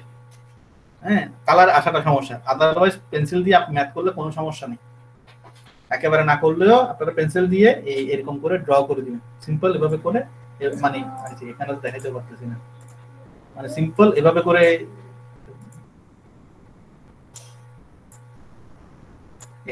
এইভাবে জাস্ট এইভাবে ড্র করে দিবেন, দ্যাটস ইট। এর বেশি কিছু করতে হবে না, মানে আমার মতে কাহিনী করতে হবে না, হাইলাইট টাইপের। আসেন তাহলে 4 8 2 2 দেখি, আমাকে এখন মারুফ বলো এটা কি করবো বলে দাও, পুরোটা বাকি এই লাইনটা তুমি বলে দাও কিভাবে কি করবো। তার হাইয়েস্ট পেনাল্টি 8। 8, তারপরে 8 বরাবর কি করবো? 8 বরাবর যেটা সবচেয়ে লোয়েস্ট 4টা নিব, 4টা নিলাম, তারপর কি করবো? এখানে কত অ্যালোকেট করতে পারবো? এখানে অ্যালট 25। তাহলে এটা 0 হয়ে গেল, এটা হয়ে গেল 150। বাসায় বুঝবা তো না? জি স্যার। আচ্ছা আলহামদুলিল্লাহ, এগুলো স্যার আগে করছি, কোথায় মানে আচ্ছা আসো তাহলে এটা এই 0 এবং 150 চলে গেল না, যেগুলো সামনে আছে ওগুলো করো নাই, স্টেপিং স্টোন করো নাই। হ্যাঁ এখানে যে অল্টারনেটিভ মেথড আছে এগুলো করো নাই, তুমি এখনো অঙ্ক আরামের মধ্যে আছো, এই জন্য ভালো লাগছে, সরাসরি ওখানে নিয়ে গেলে খারাপ লাগবে। আচ্ছা আসেন তাহলে আমরা এটা স্যাচুরেটেড করে ফেলছি, এই শেষ স্যাটিসফাইড, এটা শেষ, এটাও শেষ, এবং এই পেনাল্টি লাইনও শেষ। ফাইন, এখন আসি, দেখেন এখানে দেখেন আমার দুইটা ডিমান্ডের ইয়া চলে গেছে, দুইটা সাপ্লাই ইয়া চলে গেছে, আছে আর একটা না করলেও চলে, আমরা করে দিবি। এখানে 10 এর থেকে আর কি বিয়ে করবে, এখানে বিয়ে করার কেউ নাই, 10টাই বসে যায়। এখানেও 12 বিয়ে করার কিছু নেই, 12টাই বসে যাবে।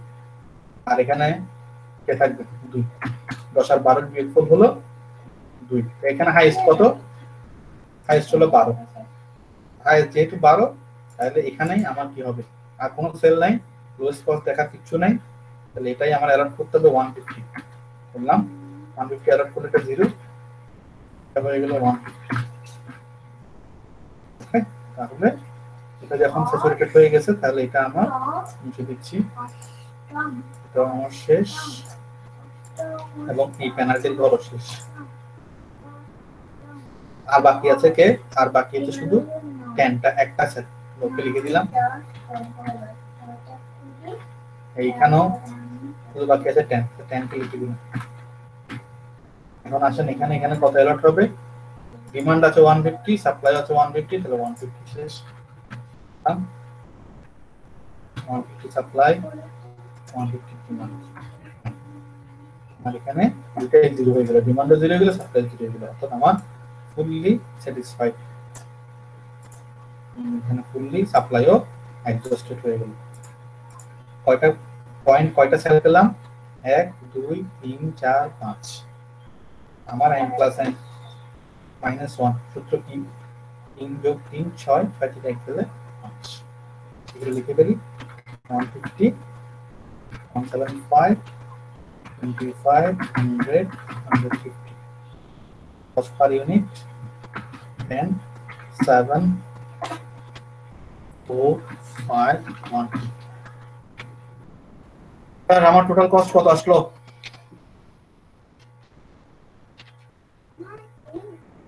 মারুফ, টোটাল কস্ট কত আসছে? আপনারা কি টায়ার্ড হয়ে গেছেন নাকি? কেমন সাউন্ড টোন পাচ্ছি না, বুঝতে পারছো কিনা ভাই? জি স্যার, বুঝতে পারছি। আচ্ছা, কত আসলো আমার টোটাল কস্ট? কত আসলো? 8125। হ্যাঁ, এটা বাড়ছে না কমছে? আগের গুলার চেয়ে বাড়ছে না কমছে? 5925 ছিল, এখানে আছে 5125, কিন্তু ম্যাট্রিক্স মিনিমাম তো হলো 4550। তাহলে তিনটার মধ্যে কোনটা সবচেয়ে ছোট? নর্থ ওয়েস্ট কর্নারে ছিল 5925, আর ভগলসে আসছে, ভগল আছে ড্যামে আসছে 5125। হ্যাঁ, কোথায় 900 কোথায় 100, তাহলে 800 কমছে। কিন্তু ম্যাট্রিক্স মিনিমাতে গিয়ে আরো কমে গেছে 4550। ওকে, তাহলে আমি এই তিনটা মেথড ইউজ করে আমি বুঝতে পারলাম যে আমার ম্যাট্রিক্স মিনিমাম মেথডে গেলে বা এই অ্যালোকেশনে গেলে আমার কস্টটা সর্বনিম্ন আসছে 4550। স্যার এই তিনটা নিয়ম কি আমরা ক্লিয়ার কিনা?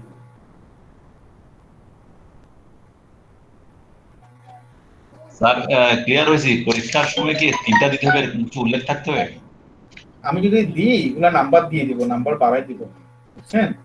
এই অঙ্কটা যদি এভাবে দিই আমি এটাতে অ্যাট লিস্ট 20 মার্কস দিব, স্টেপ করে দিব, প্রত্যেকটার জন্য আলাদা আলাদা মার্কিং করে দিব, সমস্যা হবে না। মানে জিনিসটা কি হবে? হ্যাঁ, সলিউশনটা আপনারা এইটার মতো করে দিলাম। ভালো প্রশ্ন করছেন, সলিউশনটা এটার মতো হবে।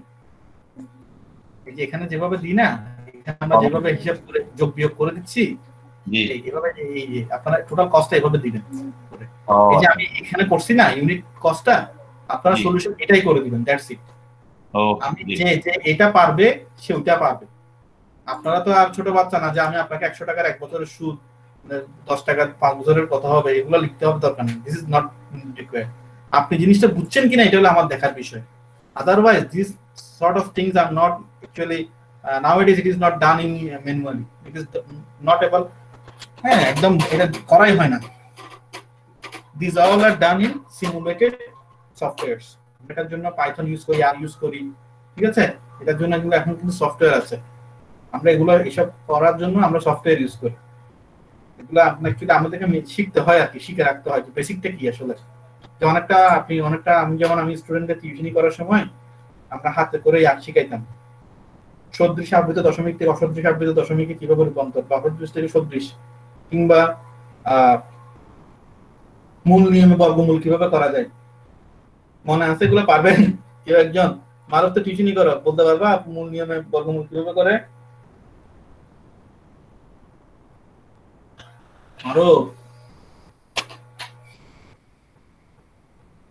মারুফ তো সাউন্ড নাই। মারুফ আসো? জি স্যার, একটু ওয়াশরুমে গেছি। ইন্নালিল্লাহ, তুমি ওয়াশরুমে গেছো বলে যাবো না আমি বন্ধ রাখতাম ক্লাস। আসলে শুনতেছি স্যার আমি সমস্যা।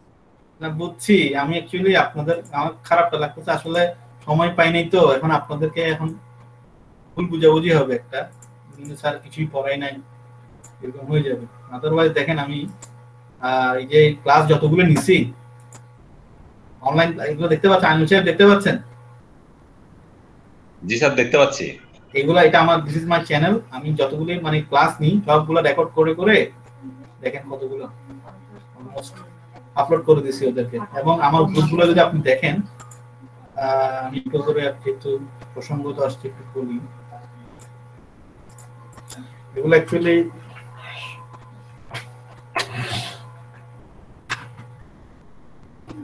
কোথায় গেল,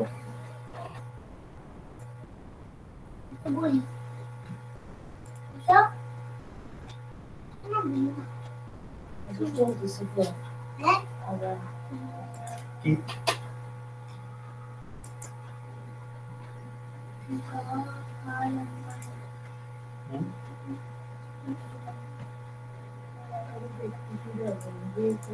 মারুফ কি আসছো নাকি এখন ওয়াশরুমে আছো? মোবাইল নিয়ে ওয়াশরুমে চলে গেছে কোনো?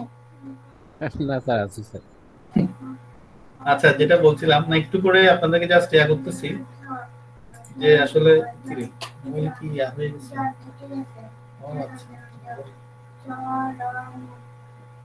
আচ্ছা অয়ান কি বাসায় পৌঁছাইতে পারছো ভাই তুমি?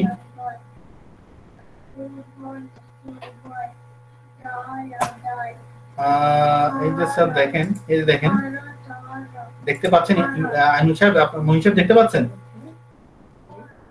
জি স্যার দেখতে পাচ্ছি। স্ক্রিন দেখতে পাচ্ছেন না? দেখেন এখানে সবগুলো আমার কিন্তু প্রত্যেকটা ক্লাস ওদেরকে নিছি, নেওয়ার পর আবার ভিডিও রেকর্ড করে সহ দিয়ে দিচ্ছি ওদেরকে, প্রত্যেকটা স্টেপ বাই স্টেপ ওরা যেন বারবার দেখতে পারে। এটা দিছিলাম কিসের জন্য? আমি দিছি প্রত্যেকটা ওদের অনেকগুলো ক্লাস টেস্ট নিচ্ছে, বুঝছেন? প্রত্যেকটা চ্যাপ্টারের আবার আমার ক্লাস টেস্টও নেওয়া হয়েছে। হ্যাঁ, এগুলো প্রত্যেকটা, এগুলো সব এগুলো মার্কেটিং এর ক্ষেত্রে আমার যে এমবিএ কোর্স করাইছি ওদেরকেও সেম। বিজনেস ম্যাথও এরকম সবগুলো ক্লাস লেকচার এগুলো দেয়া আছে ভিডিও করে। এখানে ইউটিউব চ্যানেল দেখতেছেন, এগুলো সবগুলো ইউটিউবে দেয়া আছে। এগুলো তো অনলাইনে চলে স্যার, অনেকগুলো ক্লাস করলাম। আসলে এটা একটু ব্যাড লাগে আর কি। যাই হোক, এখন আপনারা আবার ডিসহার্টেড হয়েন না, মানে এই দেখেন মার্কেটিং ম্যানেজমেন্ট তো, এই যে একটু আগে ক্লাস টেস্ট নিছি, তো ওদের সবগুলো কিন্তু ভিডিও আকারে দেয়া আছে। দেখাই, আপনারা দেখছেন সবগুলো ক্লাস লেকচার শিট করা, এবং প্রত্যেকটা ক্লাসের আমি কিন্তু এখানে লেকচারগুলো ওদেরকে দেখেন ডিজাইনিং এন্ড ম্যানেজিং, এটা আমার ইউটিউব চ্যানেলে রেকর্ডেড ভিডিও ক্লাস দিছি, ওরা দেখছে, তারপর আমি আফটার ক্লাস ডিসকাশন করছি।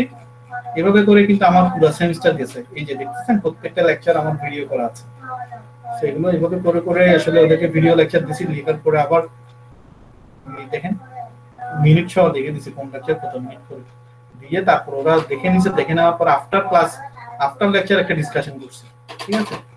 সো আসলে দিস ইজ আসলে হার্ড লাক যে আসলে আমি আপনাদেরকে তেমন বেশি হয়তো সময় পাচ্ছি না, কারণ একটা হয়তো বা একটা গ্যাপ থেকে যাচ্ছে।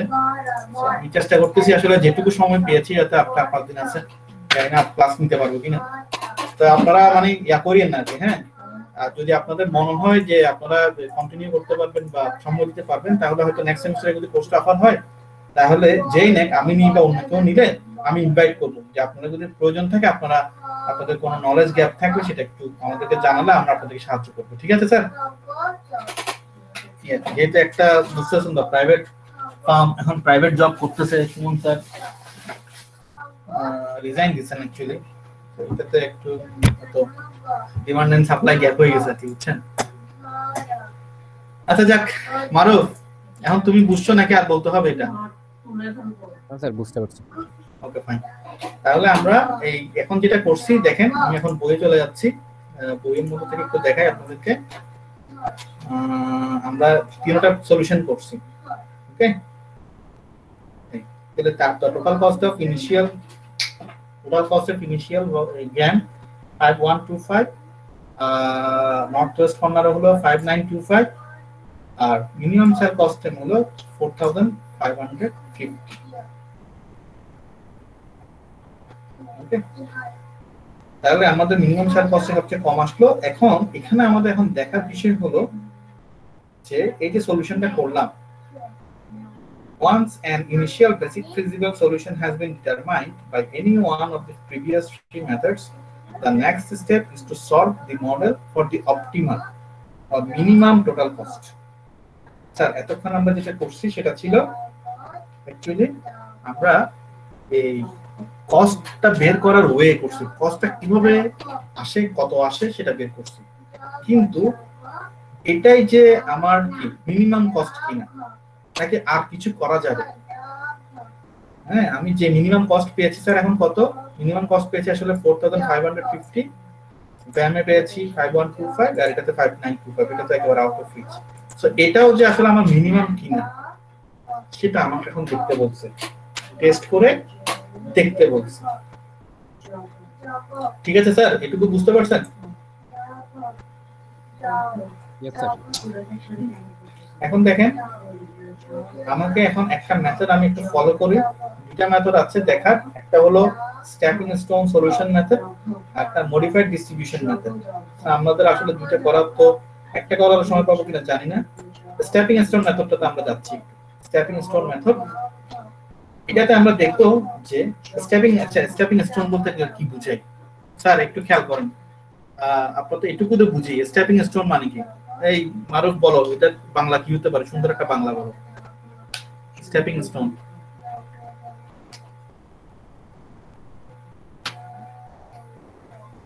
আসছে না? আচ্ছা এটুকু তো হ্যাঁ আসছে না মাথায় কিছু, কি হতে পারে? দেখো ধরো এটা একটা পাথর, হ্যাঁ খেয়াল করো, আমি সিম্পল এত কঠিন করার কিছুই নেই। ধরো এই যে আমি বললাম এই সেলটা কি, সেলের মধ্যে 25 আছে না, 25 এটা ধরো একটা পাথর, ওকে এটা আমি এদিকে সরালাম, কি হলো এক স্টেপ সরে গেল না? Yes, sir. আবার ধরো এটাই আরেক সেল সরে গেল, এটাও আরেকটা স্টেপ চলে গেল না? অর্থাৎ আমরা এখানে আনঅকুপাইড সেল যেগুলো আছে, খেয়াল করো এখানে আনঅকুপাইড সেল কি আছে, এই সেলটা আনঅকুপাইড, এই সেলটা আনঅকুপাইড, এই সেলটা আনঅকুপাইড। এই আনঅকুপাইড সেলগুলো তে কোনো রকমের কোনো কি আছে কিনা, বেটার সলিউশন আছে কিনা সেটাই হলো দেখার বিষয়। এই আনঅকুপাইড সেলগুলোতে আর কোনো বেটার সলিউশন লুকাই আছে কিনা এটাই কি আমার দেখার বিষয়। বুঝতে পারছো? এটা তোমরা করো নাই, আমি নিশ্চিত এটা তোমরা মনে হয় করো নাই। এটা কি তোমরা করছিলা স্টেপিং স্টোন মেথড? আচ্ছা আমি আবার বলতেছি, আমার এখানে 9টা সেল ছিল, 9টা সেলের মধ্যে 5টা সেল আমি সলিউশন করছি, 5টা সেল সলিউশন করে 4550 পাইছি, কিন্তু আরো 4টা আনঅকুপাইড সেল যেগুলো আছে এগুলোর ব্যাপারে আমার কাছে কোনো সিদ্ধান্ত নাই। এগুলাকে আসলে এখানে মধ্যে মান বসালে কি হবে কিনা, ফিজিবল হবে কিনা না হবে না, তো সেটাই আমাকে এখন টেস্ট করতে হবে। অর্থাৎ এই আনঅকুপাইড সেলগুলোকে অকুপাইড করে করে আমাকে দেখতে হবে যে কি এর চেয়েও কম টাকায়। খেয়াল করে দেখেন অনেস্টলি স্পিকিং মাত্র $5 কমে আসবে আমার খরচ। এই $5 খরচ কমানোর জন্য আমি এত কাহিনীগুলো করব, অথচ এটা শিপিং ট্রান্সপোর্টেশন কস্টের ক্ষেত্রে পার ইউনিট কস্ট $5 কমানো মানে এটা বিশাল সেভিংস। এটা আইনুল সাহেব ঠিক আছে নাকি কথা না ভুল আছে? ঠিক আছে স্যার, কারেক্ট স্যার। $5 না স্যার, সেন্ট কমাইতে পারলো জি।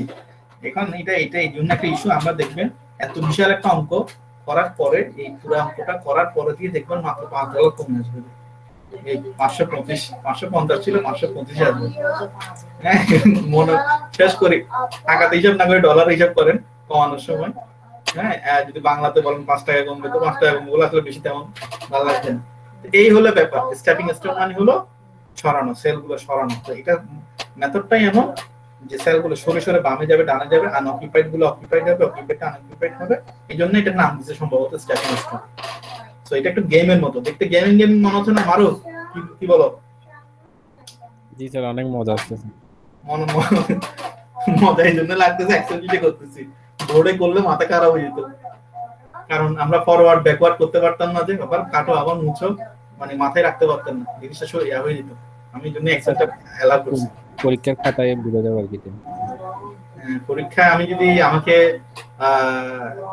আসলে সিস্টেম এলাও করলে আমি আপনাদের এটা এক্সেলে করতে বলতাম, ঠিক আছে? এই সফটওয়্যার রেডি করে দিতাম। এখন তো সিস্টেম তো এলাও করবে না, এটা এক্সাম কন্ট্রোলারের কাছে খাতা দিতে হবে। আসেন স্টেপিং স্টোনে যাই। এখন স্টেপিং স্টোনটা হলো সিম্পল কথায় কি আনঅকুপাইড গুলোকে অকুপাইড করা, আনঅকুপাইড গুলোকে অকুপাইড করা। সো অকুপাইড করার একটা সিস্টেম আছে। সিস্টেমটা কি একটু খেয়াল করেন স্যার। আমাদের কি কি সেল দেখেছিলাম আনঅকুপাইড ছিল? এই সেল S1D1, S2D1, S2D2 এবং S2D3। খেয়াল করেন। স্যার আমার একটা প্রশ্ন আছে।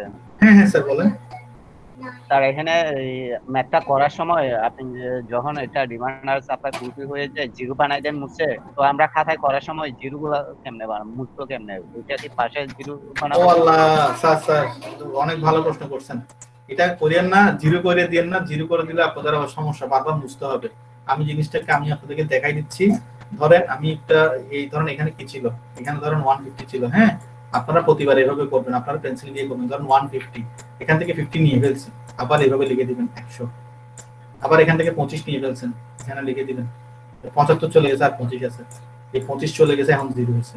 এভাবে করবেন আপনারা, বুঝছেন স্যার? ঠিক আছে, ঠিক আছে। এটা তো আমি আসলে আমি এক্সেলটা নিছি যে কি সিম্পল হয়েছে, এটা আমি আপনাকে আসলে বোর্ডে করলে বুঝতেন, বোর্ডে করলে এই জিনিসটা বুঝতেন, খুব বিরক্ত লাগতো। স্যার খাতার মধ্যে কি রাফ গুলোকে দেখাতে হবে না, জাস্ট আলটিমেট রেজাল্টটা দেখে? না, রাফগুলো না, এইভাবে কেটে কেটে করবা আর কি, পেন্সিল দিয়ে কেটে কেটে করে দিবা আর কি, বুঝছো? 150 লিখছো তো, 150টা কেটে 100 লিখে দিবা, 100 কেটে 25 লিখবে, এভাবে আর কি। নিচে নিচে লিখলে হবে, সিম্পল, আর কিছু না। এটা নিচে নিচে লিখলে হবে। জিনিসটা কিন্তু অত কঠিন না, বুঝাচ্ছি, আস্তে আস্তে বুঝাচ্ছি তাই। এটা একবার যদি আপনি পুরোটা করে ফেলেন, জিনিসটা দেখবেন খুব সিম্পল। হ্যাঁ, আর আরো ভালো হয় কি জানেন? আচ্ছা, আমি আপনাদেরকে প্রশ্ন ফাঁস, এক প্রকারের প্রশ্ন ফাঁস করে দিই। আমি আপনাদেরকে বলছি, আমি আপনাদেরকে 3x3 ম্যাট্রিক্সের অঙ্ক দিব, এর চেয়ে বেশি দিব না। তাহলে আপনি কি করতে পারেন? খাতার মধ্যে কি কয়েকটা পৃষ্ঠায় আপনি 3x3 ম্যাট্রিক্স এঁকে ফেলেন। আনুল সাহেব, ঠিক আছে বুদ্ধিটা? আগে থেকে আপনি 3x3 ম্যাট্রিক্স যদি অঙ্কটা করার প্ল্যান থাকে পরীক্ষায়, না করলে তো নাই, অপশন থাকবে। 20 নম্বরের অঙ্ক দিলে অবশ্যই এটা ম্যান্ডেটরি করে দেওয়াটাই বেটার হবে, কারণ এটা তো অনেক নাম্বার আছে। সো এটা আগে থেকে আপনারা 3x3 ম্যাট্রিক্সের জন্য কতটুকু জায়গা লাগে এটা একটু আঁকে নিয়ে, ঠিক আছে? নর্থ ওয়েস্ট কর্নার, এটা তো সোজা, ভ্যামের মধ্যে একটু পেনাল্টির জন্য জায়গা রাখতে হবে। এগুলাকে একেবারে স্কেল দিয়ে টেনে টেনে ঘর করে করে করে করতেই হবে, জরুরি না। আমি আবার বলতেছি, আমার দেখার বিষয় হলো আপনি অঙ্কের কনসেপ্টটা বুঝছেন কিনা, আপনি নিজে নিজে প্রবলেমটা সলভ করতে পারতেছেন কিনা। আসেন স্টেপিং স্টোন। মইন সাহেব, আপনার প্রশ্নের উত্তর পাইছেন? জি স্যার, পাইছি। তাহলে আসেন, এখন দেখেন আমি এখানে 4টা স্টেপ, 4টা আমি আনঅকুপেড সেল দেখছিলাম। প্রথম আনঅকুপেড সেলটার নাম হলো 1A। 1A, হ্যাঁ, আমি এখানে আর এস দিয়ে এগুলো লিখতেছি না, সরাসরি 1 এবং এতে চলে গেছি। এখানেও করে দেন, এগুলোও করে দেন।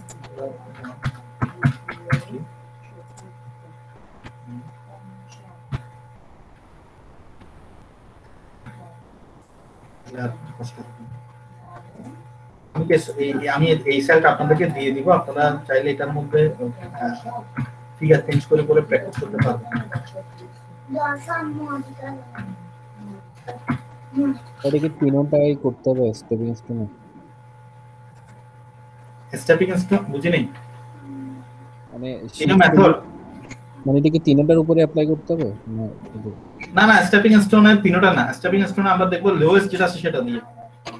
মানে আমি আর আপনি মুখে পাইলাম না এটা 5925, ফ্যামে পাইলাম 5125, ম্যাট্রিক্স মিনিমাতে পাইলাম 4550। তো এই 4550টাও কম কিনা সেটা দেখবো টেস্ট করে, বুঝতে পারছি। আরো কমানো যায় কিনা। আমাদের মূল উদ্দেশ্য কি? What is our objective?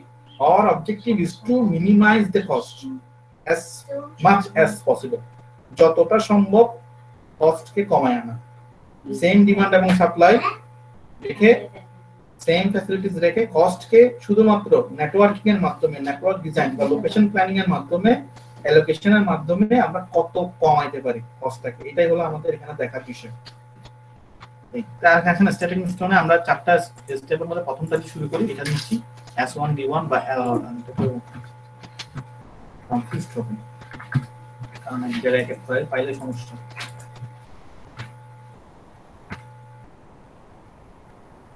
One এ যেহেতু বইয়ের সাথে মিল আছে, 1A বই যেহেতু 1A এভাবে দিয়ে আছে, তো 1A দিয়ে আছে, ঠিক আছে। আসেন এখন দেখেন এখানে আপনি কি করতে পারেন। আমি এগুলো মুছে দিই,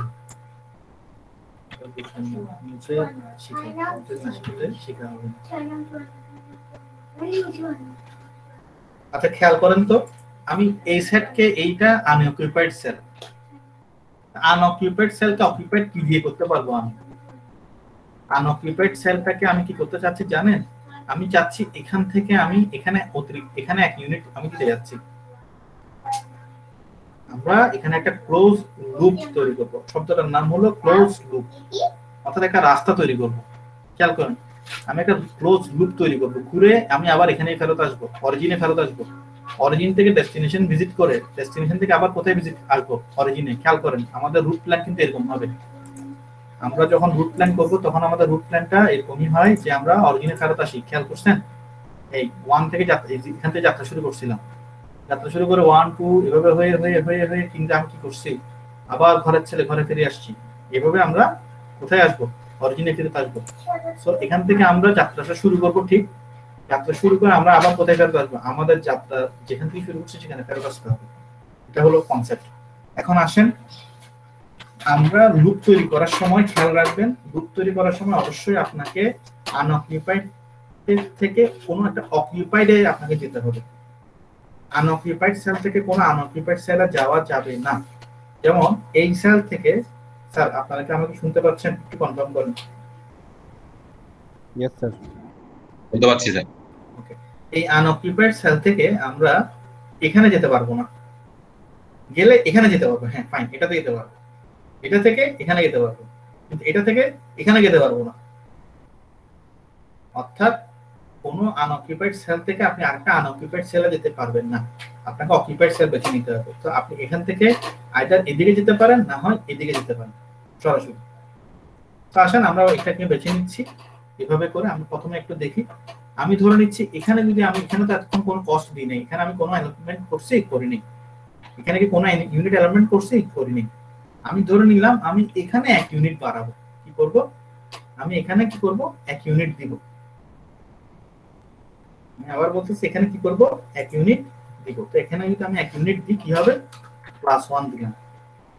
এখন এই +1 দেওয়াতে আমি দেখতেছি যদি আমি এই বরাবর লুপটা তৈরি করতে চাই, তাহলে এখানে টোটালের মধ্যে থেকে এখানে 150 মধ্যে কি হয়ে গেল? 1 এখানে বাড়ানোতে আমার এই সোর্সিং এর মধ্যে আমার সাপ্লাইটা 151 হয়ে গেল না? এটা তো আমার সূত্র থেকে এটা হয়ে যাচ্ছে, এটা আমাকে এটা ভায়োলেট করতেছে। তো তখন কি করব? এই অ্যালোকেশন, এই লোকেশন থেকে আমি তখন -1 করব। এখন দেখেন ঠিক আছে, এখন এখানে -1 করে দিছি, সেটা আবার ডিমান্ডের মধ্যে ইফেক্ট করে ফেলছে না?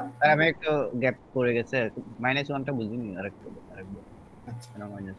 সহজ কথা, আমি এখান থেকে আমার পথওয়ে ঠিক করতেছি, লোকেশন এইদিকে ডান দিকে।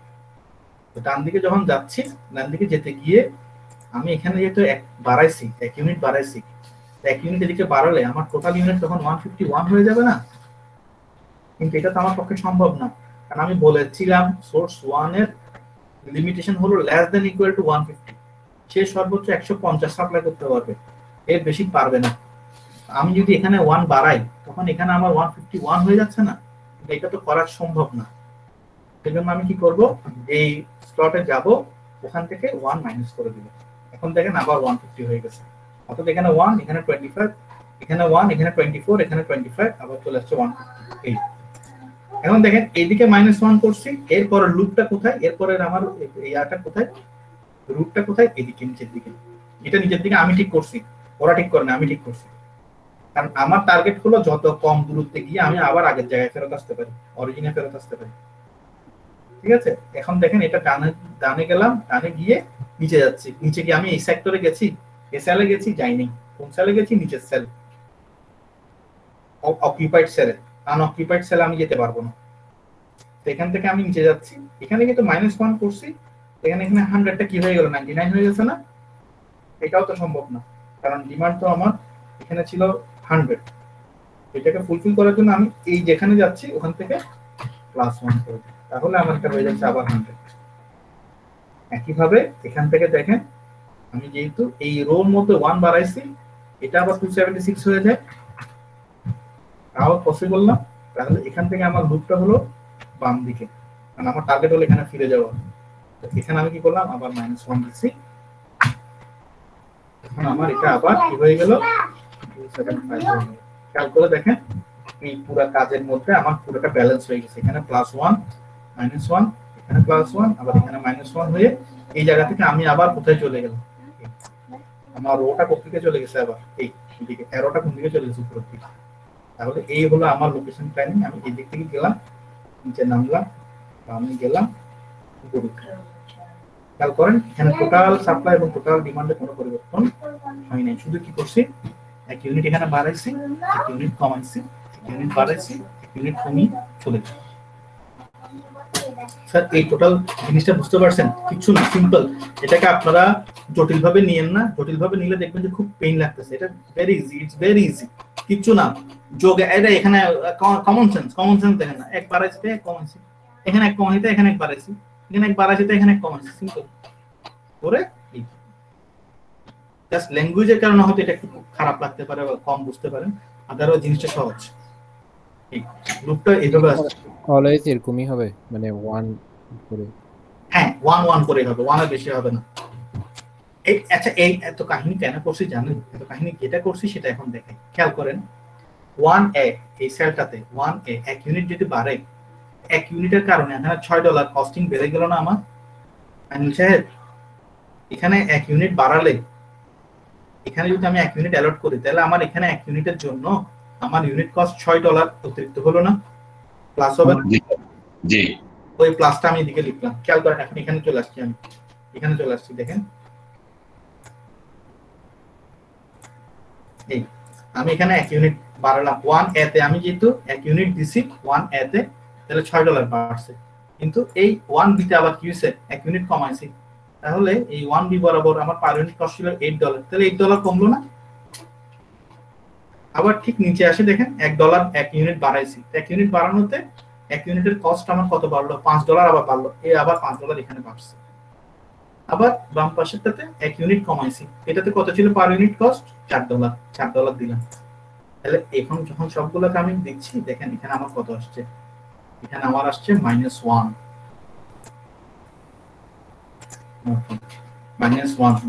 মানে কি বুঝতেছেন স্যার?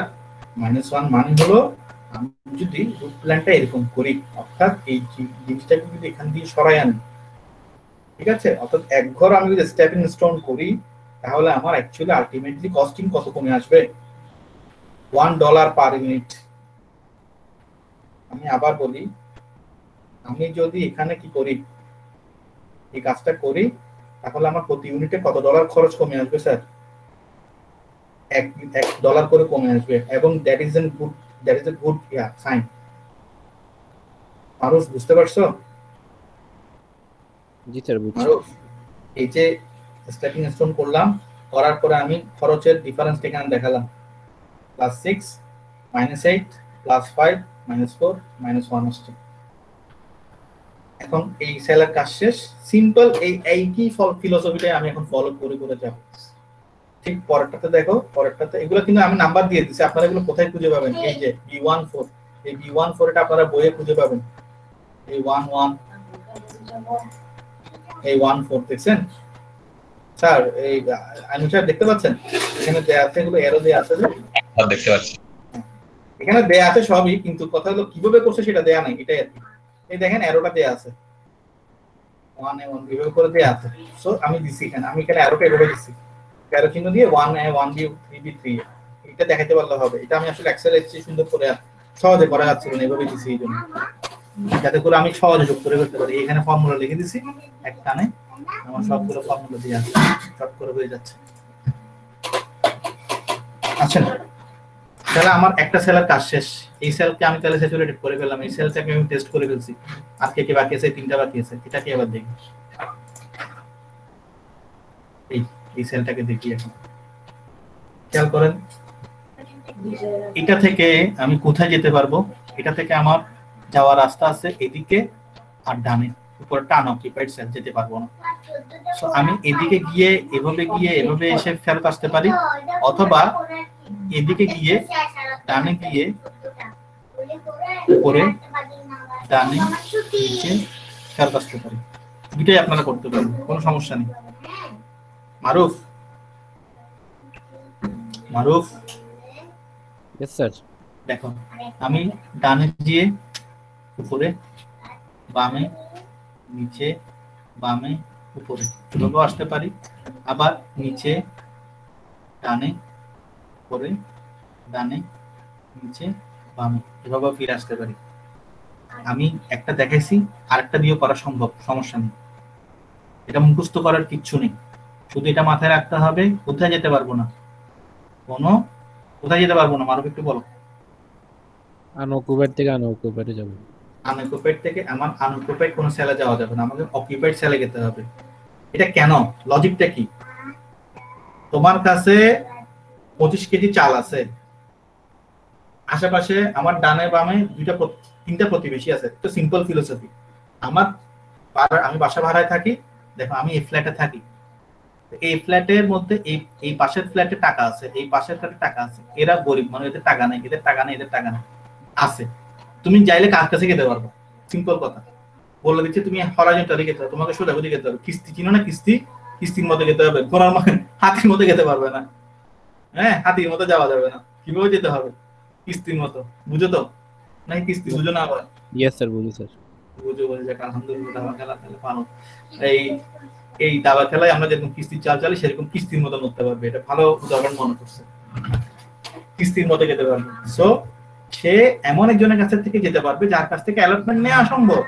যার কাছে নাই তার থেকে কিভাবে তুমি অ্যালট করবা?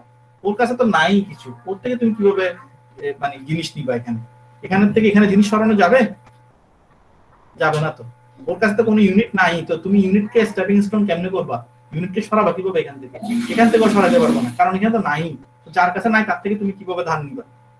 এই জন্য তোমার কাছে যেতেই হবে তাদের কাছে যাদের কাছে আছে, তার কাছ থেকে কি অ্যালটমেন্টটা, বরাদ্দটা সরাই আনা সম্ভব। অ্যালোকেশন এখানে বেশি দিয়েছিলাম, ওর থেকে কিছু আমি এখানে নিয়ে আসতে পারবো।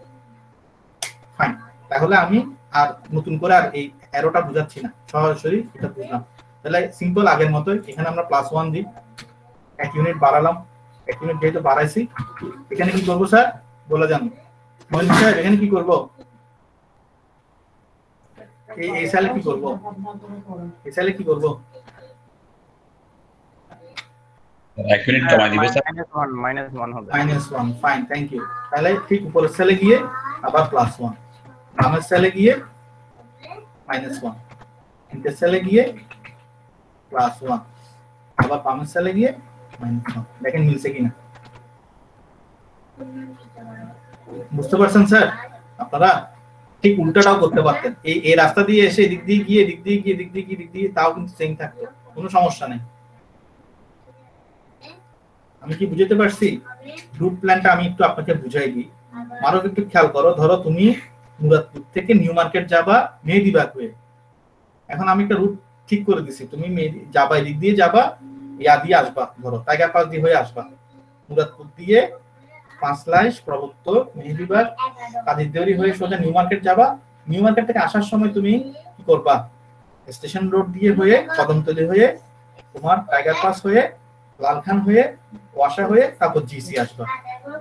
এখন এটা তুমি যাওয়ার সময়ে প্রবর্তক দিয়ে হয়ে নিউ মার্কেট দিয়ে গিয়ে ওয়াসা দিয়ে ফিরে আসার যে কথা, একইভাবে ওয়াসা দিয়ে গিয়ে টাইগার পাস হয়ে নিউ মার্কেট ঘুরে প্রবর্তক হয়ে আসাটা, মেহেদিবাগ প্রবর্তক হয়ে আসাটা ডিসটেন্স কি সেম হবে না কম বেশি হবে?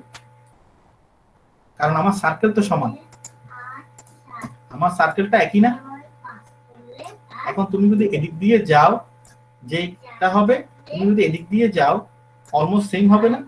আমার টোটাল ডিসটেন্স কি বাড়বে কিনা, টোটাল ডিসটেন্স কি কোনো চেঞ্জ হবে কিনা, ডিসটেন্সের মধ্যে কোনো পরিবর্তন আসবে কিনা একটু বলো। আমার ডিসটেন্সের মধ্যে কোনো পরিবর্তন আসবে কিনা?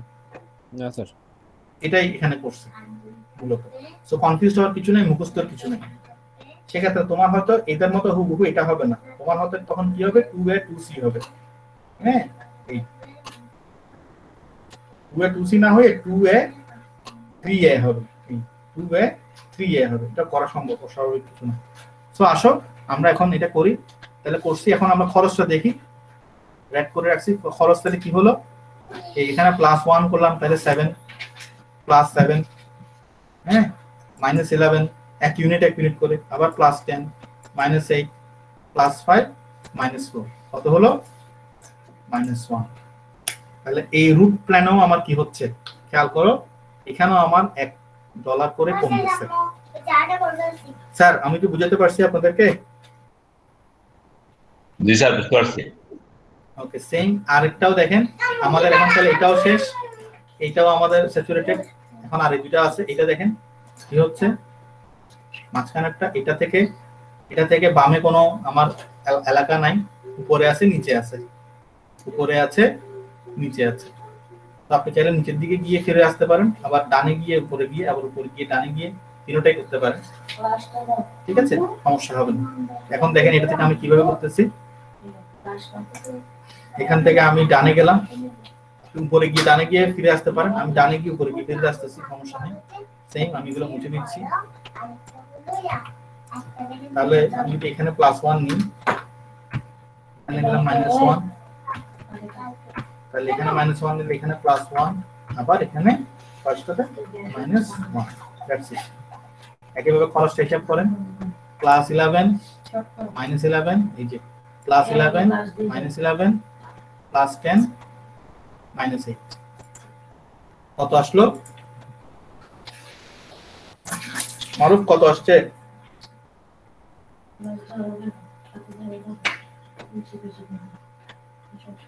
মারুফ আসো? $2।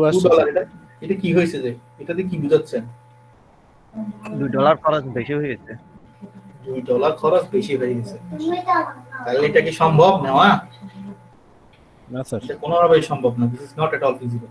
এটা হবেই না, এটা বাদ, শুরুতেই বাদ। হ্যাঁ, এগুলো তো কম ছিল। আচ্ছা, আর বাকি আছে কোনটা? এটাও শেষ। আর বাকি আছে আমাদের এটা দেখি টেস্ট করে।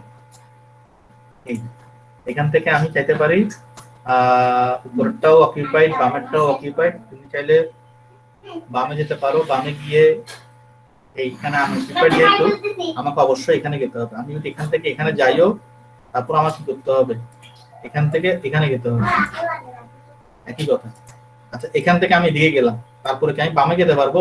কোনো রাস্তা আছে? নাই, না স্যার। নাই। তাহলে বামে যেহেতু যাওয়ার রাস্তা নাই, আমাকে উপরে যেতেই হচ্ছে, তাহলে আমি সরাসরি কোথায় চলে যাবো? এখানে আর দাঁড়াবো না, সরাসরি উপরে চলে যাচ্ছি, যেহেতু আমাকে বামে যেতে হবে। নাহলে একবার এখানে যাবো, এখান থেকে এখানে যাবো, তারপর বামে যাবো, দরকার নেই। সরাসরি কোথায় চলে যাচ্ছি? উপরে চলে যাচ্ছি। কারণ আমাকে বামে যেতে হবে। এই জন্য তোমাদের প্রশ্ন আসতে পারে, স্যার আমি অকিউপাইড এটা ফেলে ওখানে চলে যাচ্ছি কেন? কারণ আমাকে কি করতে হবে? বামে যেতে হবে, আমাকে ফিরে আসতে হবে। সেখান থেকে আমরা উপরে গেলাম, বামে, নিচে এসে ফিরে আসলাম। তো আমি এখানে +1, এখানে -1 +1 -1, আমার ডিফারেন্স কত আসলো? +12 -10 +8 -5 কত আসছে? কি আসছে দেখো, এটা 5 কি ডলার, $5 আর বেশি হয়ে গেছে। মানে কি খরচ কমে তো নাই, আরো কি হইলো? বেড়ে গেল, আরো $5 বেড়ে গেছে। তাহলে এই দোনোটা প্রথমে শুরুতে কি, এই তিনটা প্রথমে শুরুতে বাদ, এগুলো হবে না, ঠিক আছে? এই দোনোটা প্রথমে কি বাদ, এগুলো হবে না।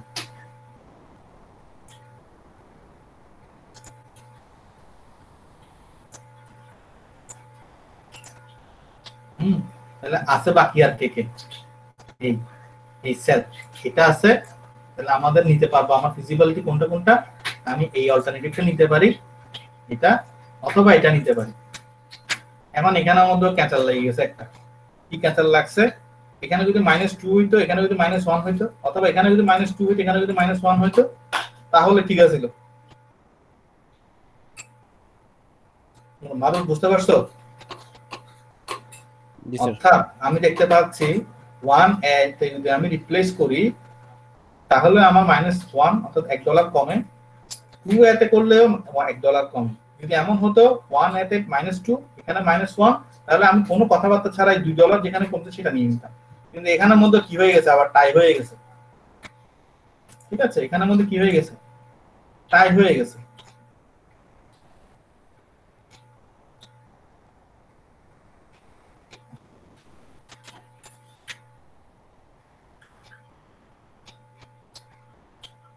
এই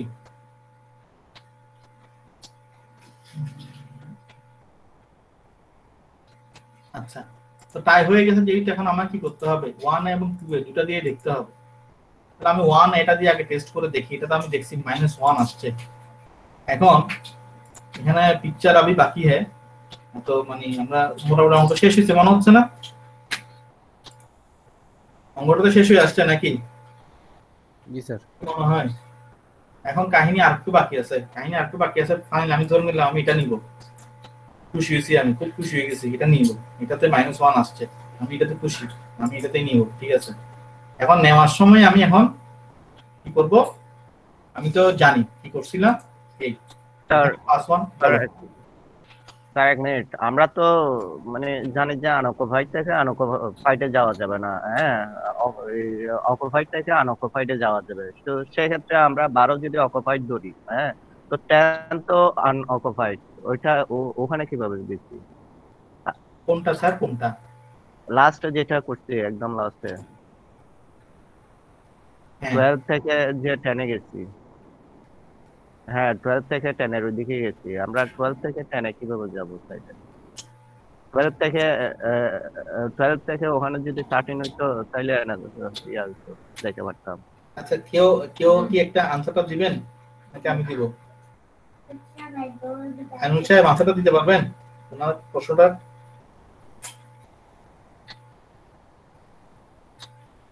আচ্ছা আমি দিচ্ছি। আমরা মনে হয় একটু আমরা মিস করে গেছি। দেখেন শুরু থেকেই দেখেন, আমরা শুরু থেকে কিন্তু আনঅকুপাইড সেল নিয়েই কাজ করছি। এটা তো অরিজিন সেল। আমরা অরিজিন সেল কি করছিলাম? অরিজিন সেল থেকে শুরু করছিলাম যাত্রা। অরিজিন সেল থেকে যাত্রা শুরু করা মানে আসলে এইটার থেকে অ্যালটমেন্ট এখানে নিয়ে আসা। দেখেন এখানে +1 করছিলাম না? এটা আনঅকুপাইড ছিল না? আনঅকুপাইড থেকে অকুপাইডে গেছি। অকুপাইডে গেছি অরিজিন। এখানে দ্বিতীয়তে কি করছি? তাও আনঅকুপাইড থেকে অকুপাইডে গেছি না? আনঅকুপাইড থেকে অকুপাইডে, হ্যাঁ। এখানে কি করছি? এটাও আনঅকুপাইড থেকে অকুপাইডে গেছি না? আনঅকুপাইড থেকে অকুপাইড, হ্যাঁ। এখানে তো দেখেন তাও আনঅকুপাইড থেকে অকুপাইডে গেছি। বুঝছেন স্যার? কিন্তু এটা তো না, এটা আনঅকুপাইড থেকে অকুপাইড হবে কেন? এটা তো 12, ওটা তো 10। ও আল্লাহ, আপনি আনঅকুপাইড আর অকুপাইড কি কি বুঝছেন এতক্ষণ? আমি কস্টের কথা বলি নাই তো। আমি এখানে কোনো কোয়ান্টিটি আছে?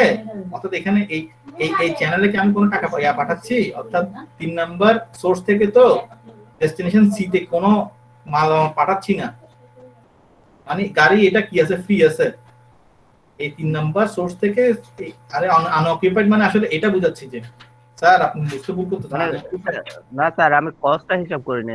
আনঅকুপাইড বলতে মানে এই ঘরটা এই যে এই ঘরটা জি আনঅকুপাইড বলতে আমরা এই ঘরটাকে বলতেছি যে এই ঘরটা খালি।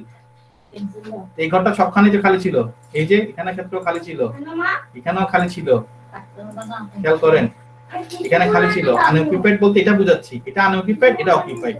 এখানে খালি ছিল, এখানে 25। আবার দেখেন এখানে খালি ছিল, এখানে 175। এখানে খালি ছিল 175 এ গেছি। এখানে খালি ছিল, আমি 175 এ গেছি, 125 এ গেছি। বুঝতে পারছেন ব্যাপারটা কি জানেন? ব্যাপারটা হলো আমি 3 নাম্বার গাড়ি দিয়ে 3 নাম্বার সোর্সের গাড়ি দিয়ে সি ডেস্টিনেশনে কি পাঠাচ্ছি না স্যার। আমি 3 নাম্বার সোর্স থেকে সি ডেস্টিনেশনে কোনো মালামাল পাঠাচ্ছি না। এখন চাচ্ছি যে ওখানে 1 ইউনিট বাড়াই। 1 ইউনিট যদি আমি এখানে 1 নিই কি হবে? এখানে 1 নিলে কি হবে? খেয়াল করেন এখানে 1 নিলে কি হবে আমার?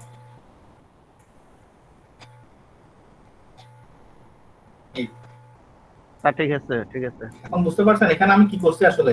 এখানে 1 ইউনিট বাড়াইছি না আমি? এটা নিচে লিখছি কেন? নিচে লিখছি সুবিধার জন্য, কালারটা ডিফারেন্ট আসার জন্য। আপনি এখানে 1 ইউনিট বাড়াইছি, এর মানে এখানে 1 ইউনিট কমাইতে হবে, তাই না স্যার? না হলে তো আমার টোটাল ইউনিটের চেঞ্জ হবে। এখন বুঝতে পারছেন? থ্যাংক ইউ, আপনার প্রশ্নটা ভালো ছিল। আচ্ছা এখন দেখেন আমরা এখন কি করব?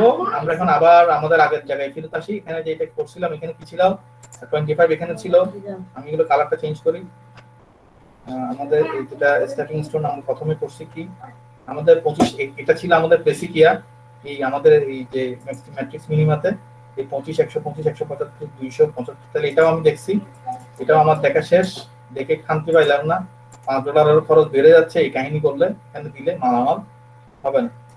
আসেন আমরা আবার বেসিকটাতে ফিরে গেছি, এটাতে ফিরে আসছি, এটাতে আমার এটাই আসছিল 125 175, ইকুয়াল আসছে 125 175 275, ঠিক আছে। এখন আমি স্টেপিং স্টোনের প্রথমটাতে কি পাইছিলাম, এখানে সরাবো +1। এখন দেখেন এখানে আমি অ্যালট করতে চাচ্ছি,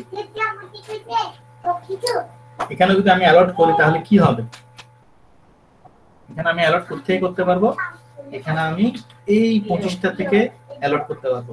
এখন দেখেন অ্যালটমেন্টের সময় আমাকে কি মাথায় রাখতে হবে জানেন, আমি যখন অ্যালোকেশন করব, সরানোর সময় আমাকে মাথায় রাখতে হবে এমন একটা মান নিতে হবে যেটা সেলগুলোতে কি আছে, কমন আছে।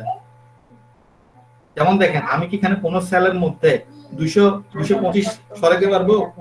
স্যার একটু আমাকে সাহায্য করেন, আমি কোন সেলে কি 225 সরাতে পারবো? কারো কাছে কি 225 আছে? 200 হলো সর্বোচ্চ। নাই স্যার, নাই নাই। আবার চাইলে কি আমি 175 200 সরাতে পারবো না? 200 শুধু ওর থেকে পারবো, বাকিদের থেকে তো পারবো না। 175 শুধু এর থেকে পারবো, বাকিদের থেকে পারবো না। 125 শুধু এর কাছে পাবো, বাকিদের থেকে পারবো না। 75 শুধু এর কাছে পাবো, এর কাছে পাবো না। তাহলে সর্বনিম্ন পাচ্ছি আমি এখানে 25। এর কাছ থেকে আমি সর্বোচ্চ কত সরাইতে পারবো স্যার? 25 সরাইতে পারবো, এই সেলে আনতে পারবো, ওর কাছে আছে 25, নিতে পারবো 25। তাহলে আমি এই 25টা কি করবো স্যার, এখান থেকে সরিয়ে আমি তার থেকে এই এখানে নিয়ে আসবো, স্টেপিং স্টোন এই সরাইলাম। আমি কি করলাম, আমি এটা স্টেপিং স্টোন করলাম, এটাকে স্টেপিং করে এখানে নিয়ে আসছি, এখানে বাড়াইছি, এখান থেকে এক কমাইছি, এখানে বাড়াইছি। এগুলো আমার আর দরকার নেই, আমি জেনে গেছি কোথায় কি চলবে। এখানে +1 -1 ঠিক আছে, তাকে আপাতত রাখি বুঝার জন্য। এখানে প্লাস করছি, এখান থেকে মাইনাস করছি। তাহলে দেখেন টোটাল কত, এখানে 100 না স্যার? স্যার এখানে কত টোটাল 100 না? এখান থেকে তো আমি নিয়ে গেছি 25, এখানে আছে 75, তাহলে এটা কত করে দিতে হবে প্লাস, যেহেতু তাহলে ওই 25টা এখানে যোগ করে দিতে হবে। আবার যেহেতু এখানে ছিল 200, এখন হয়ে গেছে টোটাল 225, তাহলে এটা করে দিতে হবে 175। এটা হবে আমার এখন নতুন স্টেপিং স্টোন। এই যে করছি, করলাম, এখান থেকে 25 সরালাম, সরানোর পরে টোটাল লাইনে আমার টোটাল ছিল 100, এখানে তো 75 ছিল, এই 75টাকে 100 করে দিচ্ছি, এই 75 যেটা ছিল এখানে 100 করে দিয়েছি, এখানে 200 ছিল 175 করে দিয়েছি। কেন? ওই যে plus minus plus minus. Sir বুঝতে পারছেন নাকি আরো বুঝাবো? মইন সাহেব বুঝতে পারছেন নাকি আর বুঝাবো? এটা মনে হয় ভালো হয়, লাস্টের স্টেপটা আর একটু বললে ভালো হয়। আচ্ছা আমি শুরু থেকে আবার দেখাচ্ছি, ঠিক আছে। আচ্ছা আমি একটু তারপরে দেখাচ্ছি। মনে হয় দেখেন আমরা কি ঠিক করছিলাম, স্টেপিং স্টোনের জন্য আমরা ফর্মুলা ঠিক করছিলাম, এখানে +1 -1 +1 -1, এই যে 1 এ 1b, 1 এ থেকে 1b তে যাবে 1b 3b, তারপর 3 এ হয়ে ফিরে আসবে, তাহলে এর থেকে এই লুপটা হবে এদিকে, তাহলে এখান থেকে আসবে এই জিনিসটা, পিছনের দিকে আসবে। এখানে ছিল 25টা আমি এখান থেকে মাইনাস করলাম, এখানে নিয়ে আসলাম, যেহেতু এই -1টা এখানে +1, আবার এখানে প্লাস, এই 25 যেটা এখানে মাইনাস করছি, আমার টোটাল ছিল 100, এখন আসলে 75, তাই না? তাহলে এখানে কি করবো আমরা, 100 করে দেবো। এভাবে এদিকে ছিল টোটাল ছিল 200, কিন্তু এখন হয়েছে 225 ওই সরানোতে, তাহলে এটা হয়ে যাবে এখন 175। তখন স্যার এখন বুঝতে পারছেন? জি স্যার বুঝতে পারছি। তাহলে দেখেন এটাই এখানে করা হয়েছে, এই 25 এখান থেকে স্টেপিং স্টোন করে এই জায়গা থেকে স্টেপটা, এই স্টোনটা এদিকে চলে আসছে, এখান থেকে এটা কমে গেল, এটা কমে গেল, বাস যেই সার্কেল গুলো বলছিলাম সবগুলো সেলাই কিন্তু পরিবর্তন আসছে। আলটিমেটলি আমার কস্টিং এর ফিগার দেখেন কি হয়ে গেল, এখানে যখন আমি বাড়াই, এখানে যখন চলে আসছি, এখন আমার নতুন ফিগার কি হয়ে গেছে, আমার নতুন করে দেখি এটা জিনিসটা এখন আগের মতো আর নাই, আগে যেটা ছিল সেটা আর নাই। আগে আমার কি ছিল, এরকম ছিল জিনিসটা, কস্টিং আসলে 4550, এখন নতুন কস্টিংটা দেখি কি হচ্ছে। নতুন সিস্টেম এখানে 25 175 175 আবার 175 আবার 100। দেখেন 25 বরাবর কত পার ইউনিট কস্ট 6, 125 বরাবর 10, 175 বরাবর 11, 175 বরাবর 4, 100 বরাবরে 5। তার কত আসছে? 4525। কত টাকা কমলো? $25 কমে গেছে আমার টোটাল কস্ট। মারুফ দেখতে পাচ্ছেন? জি স্যার। $25 কমছে। এখন দেখো অঙ্কটা কিন্তু এটুকু তো আমরা বুঝছি, কিন্তু এখন এটা অকুপাইড হয়ে গেছে, এটা আর অকুপাইড ছিল, এই অকুপাইডটা এখান থেকে এখানে সরে গেছে, তাই না? এখন আবার এটা আনঅকুপাইড হয়ে গেছে না? এটা এটা এটা এটা মারুফ জি স্যার। খরচ কমিয়ে এত কমাইছি না? এখন দেখো ব্যবসায়ীরা এরপরও শান্তিতে নেই, ওরা চিন্তা করতেছে আচ্ছা এটা তো আমি সরাইছি, এটা এদিকে সরাইছি, এটা এটা এটা এটা আরো খালি হয়েছে, আর অন্য কোনো কিছু আর করা যায় কিনা, যে এটার চেয়েও আর কমানো যাবে কিনা। হ্যাঁ, এটা ওদের একটু দেখতে হবে, দেখার জন্য তারা আরো টেস্ট করছে। দেখো এই আবার শুরু হয়েছে কাহিনী। এখন কয়টা আছে আনইউজ কয়টা হইলো? এই এটা এটা এটা এটা আনইউজ না, এটা এটা এটা এটা 4টা, অর্থাৎ 2A 2B 1B 3C। এখন দেখেন আমি একটা একটা করে প্রত্যেকটা করবো, আবার দেখতে হবে এগুলোতে সরালে কি হইতো। এখন আবার শুরু করেন এখান থেকে, এইখানে +1 করলাম, এর থেকে কোথায় যাওয়া যায়? ফেরত আসতে হবে, এখানে উপরে যেতে পারবেন, ডানে যেতে পারবেন, নিচে যেতে পারবেন, কিন্তু ফিরে আসতে হবে। নিচে গেলে ফিরত আসতে পারতেছেন না, নিচে গেলে দিক দিয়ে গিয়ে। স্যার পরীক্ষায় এত ক্যাচাল করার সময় আছে? হ্যাঁ পরীক্ষায় এটা দিব না, পরীক্ষায় এই অংশটা না দিব এটা ক্যাচাল করার সময় নেই। এটা তো স্যার আপনাদের পার্ট অফ সিলেবাস। তো ঠিক আছে, আমরা বোঝার জন্য ঠিক আছে, পরীক্ষায় জিনিসটা না না স্যার, আপনারা যে ইয়াতে আছেন, আপনারা যে লজিস্টিক্স এর কাজকর্ম করতেছেন, আসলে কিন্তু ওখানে এরকমই করতেছেন।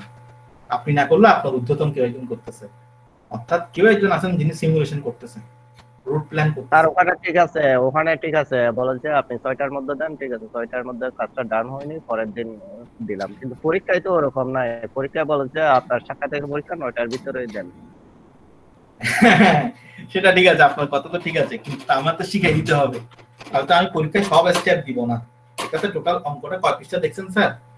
অঙ্কটা অ্যাকচুয়ালি কয় পৃষ্ঠা? 20-22 পৃষ্ঠা অঙ্ক। আপনারা দেখেন সেল কয়টা, এরকম দেখেন, এরকম এরকম B23 কতগুলি টেবল। হ্যাঁ ঠিক আছে, আপনি এত টেনশন নিয়েন না, আমি পরীক্ষায় নিশ্চয়ই এভাবে দিব না। পরীক্ষায় আপনি আমাকে স্টেপিং স্টোন মিনিমাম কস্টে নিতে পারলেই হবে। এখন অল্টারনেটিভ গুলো আমি তারপরে দেখাচ্ছি, কারণ আপনারা তো এখন শিখে ফেলছেন। এখন তো আপনারা আনঅকুপাইড সেল গুলো কিভাবে টেস্ট করতে হয়, মারুফ এটা শিখা হয়ে গেছে না? জানেন আমি কেমনে যাবা? জি স্যার। হ্যাঁ, এখন দেখো আনঅকুপাইড কি কি আছে, এটা আছে, এটা আছে, এটা আছে, এটা আছে। প্রথমে আমি এটা দিয়ে শুরু করতেছি, এটা দিয়ে শুরু করতেছি। এখানে আমি +1 দিলাম, +1 দিলে -1 কোথায় যাবে? নিচেও দিতে পারি, উপরেও দিতে পারি, ডানেও দিতে পারি। কোন দিকে দিব? আমি ডানে দিচ্ছি।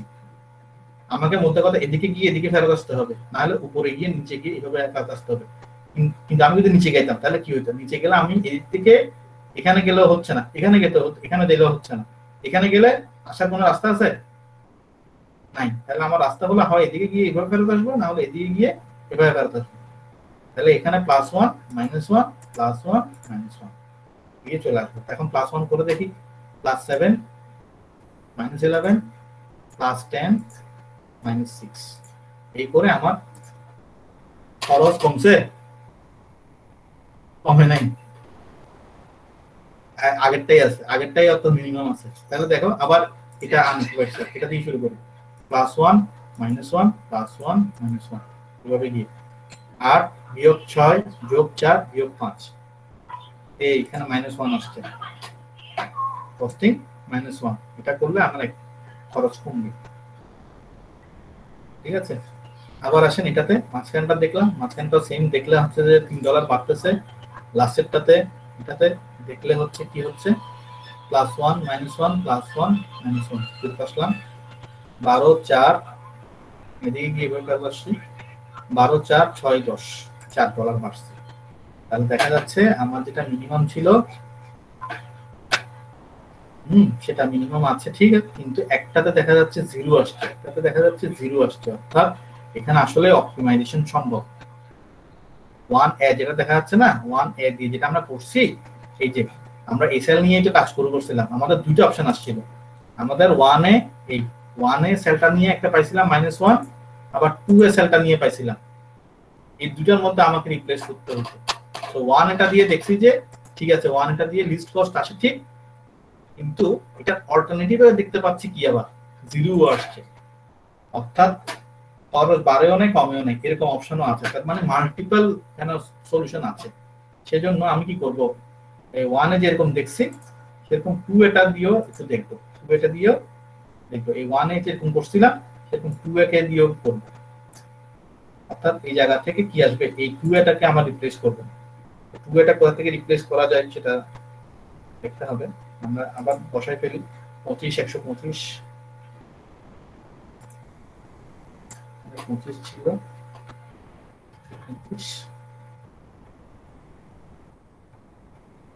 175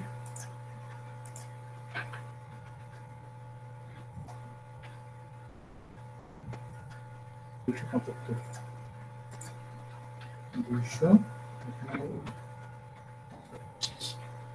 এখন দেখেন এটাতে আমরা কি করব, আমি যেহেতু এই স্টেপিং স্টোনে আমার 2 এটাও আমার মিনিমাম আসছিল, এটাও দেখবো। দেখেন তো কি হয়, এই কোন ঘর এটাতে নিতে হবে, এটাতে নেওয়ার জন্য আমি কত নিতে পারবো বলেছিলাম 25 পাবো। এবং এটার ক্ষেত্রে ফর্মুলা কি ছিল আমার, এরকম 2A 2C 1C এভাবে এদিক থেকে দিয়ে গেছিলাম, এদিক থেকে এখান থেকে এখানে গেছি, কিভাবে গেছিলাম মনে আছে এই রাস্তাটা। আবার দেখেন ডানে গেছি, উপরে গেছি, বামে নিচে। তো দেখেন এই এখান থেকে ডানে যাচ্ছে, তাহলে এখান থেকে আমি অ্যালার্ট করবো কত পারবো সর্বোচ্চ 25। এখানে +1 মানে তাহলে 25 নিচ্ছি, এখান থেকে 25 কমাইছি, পরে +1 যেহেতু এখানে আরো 25 বাড়াইছি, বাম পাশে 25 এর জায়গায় 50 করছি, সরি কমবে এই করছি।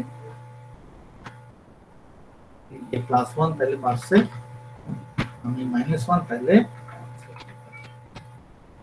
মানগুলো আমি বসাই দিই কি হচ্ছে, 25 সরি 25 টা হলো না, 50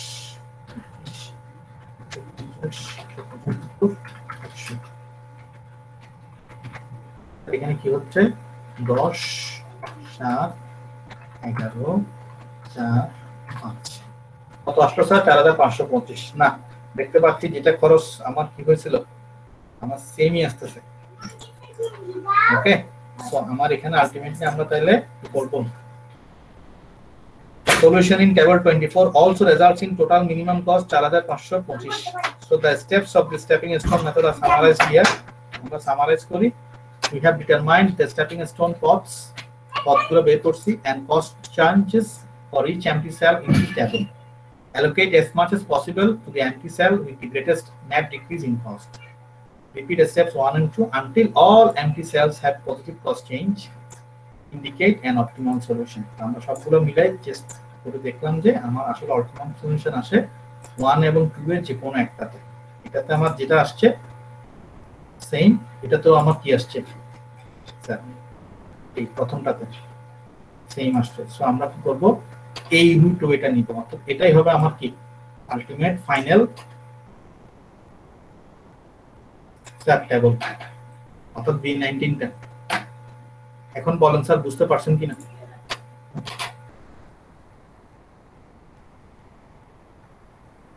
আনসার বুঝছেন?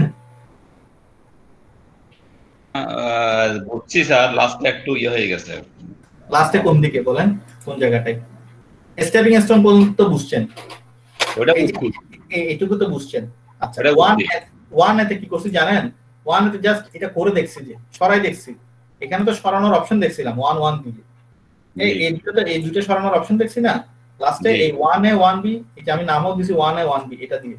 এখানে গিয়ে আসলে এবার সরাই দেখছি, এখানে সরানোর কথা বলছি না, এখানে যেমন এটাতে সরানোর কথা বলছিলাম যে এখান থেকে এখানে সরবে, এই রুটটা এভাবে বলছি না, তো রুটটা সরাইছি আর কি, রুটটা এভাবে সরাইছি, এই দিক থেকে যাওয়ার কথা এদিকে এখান থেকে এখানে আসলো, ঠিক আছে, এভাবে করলাম, রুটটা সরাই সরাই গেছি আর কি, জাস্ট এখানে প্লাস করছি এখানে মাইনাস, এখানে প্লাস করছি এখানে মাইনাস, যেভাবে এখানে দেখাচ্ছি প্লাস মাইনাস ঠিক এটা করছি। আর দ্বিতীয়টা কি ছিল, দ্বিতীয়টা ছিল 2a, এটা ছিল না, তো ওইটা আবার পরটাতে গিয়ে করছি সিম্পল। এখানে ছিল দ্বিতীয়টা কি ছিল, এখানে ছিল সরানো ছিল, +1 এদিকে ছিল, এইভাবে এদিক থেকে বাড়াইছি কমাইছি এইভাবে করে এটা করছি, এখানে বাড়াইছি কমাইছি শেষ। এই আসছে আনসার 4525। আপনি আইদার এটা নিতে পারেন, এটা নিতে পারেন। আমার মনে হয় খুব একটা ইয়া লাগবে না, এটা দেখি $1 কম ছিল না দুইটা থেকে? হ্যাঁ, দুইটা থেকে $1 কমছে, 1A এবং 2A তে না স্যার, 2B তে। হ্যাঁ 2 এই দুইটা থেকে আমরা একটা বেস্ট চুজ করার জন্য চাইছিলাম। হ্যাঁ, আমরা আর কোনো অপশন আছে কিনা, আরো কোনো অপশন আছে কিনা সেটা চুজ করতে চাইছিলাম। যে ওইখানেই একটু ইয়ে হয়ে গেছে। আমার দরকার ছিল না, এটা আমি 2 এতে যেতাম না, 1 এতে -1, 2 এতে -1, আমার 2 এতে যাওয়ার দরকার ছিল না। কেন গেছি জানেন? কারণ 1 এতে -1 এর পরেও, 1 এতে -1 দেখার পরেও আবার 1 এর একটা সলিউশনের মধ্যে কি চলে আসছিল, 0 চলে আসছিল। এই 1 এ যখন আমি টেস্ট করে দেখছিলাম, 1 এর সরানোর সময় একটাতে কি দেখিয়েছিল 0 চলে আসছিল, তো 0টা তো আবার খারাপ। কেন খারাপ জানেন? মানে 0 মানে কি, এটা আবার পজিটিভ 1 হয়ে যেতে পারে। মানে 0 দেখে মনে হচ্ছিল আমার যে আয় হায়, এখানে তো দেখি যে নেগেটিভের মধ্যে আবার কি আসছে, একটা 0 দিকে চলে গেছে। -1 থেকে 0 দিকে যাওয়া মানে কি পজিটিভ দিকে চলে যাবো না? সেই জন্য আমাকে আবার 2 এটা টেস্ট করে দেখতে হয়েছে। দেখলাম যে না, এখানে আর কোনো ইয়া নেই, এটা তো আমার -1ই আছে, সেখানে আমার আর কোনো অপশন নেই, এটাও আসলে টেস্ট করে দেখতে হবে, দরকার নেই।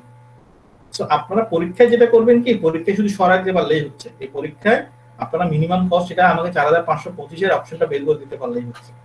এই তিনটা নিয়মের পাশাপাশি এটা দিলে আমি হয়তো বা এই অঙ্কটাতে 20 থেকে 25 নাম্বারও দিতে পারি, মানে ওভাবে সময় মিলাই দিব আর কি। এখন আসলে মানে আলটিমেটলি বুঝছেন কিনা এই হলো ব্যাপার। বুঝছি স্যার, না হলো রেকর্ড আছে, আমি অয়নের জন্য যেটা রেকর্ড করছি সেই রেকর্ডটা আছে, আপনারা আশা করি ওখান থেকেও ইয়ে করতে পারবেন। আমি রেকর্ড অফ করতেছি, আমি এটা গুগল ড্রাইভের এটা দিয়ে দিব আর কি।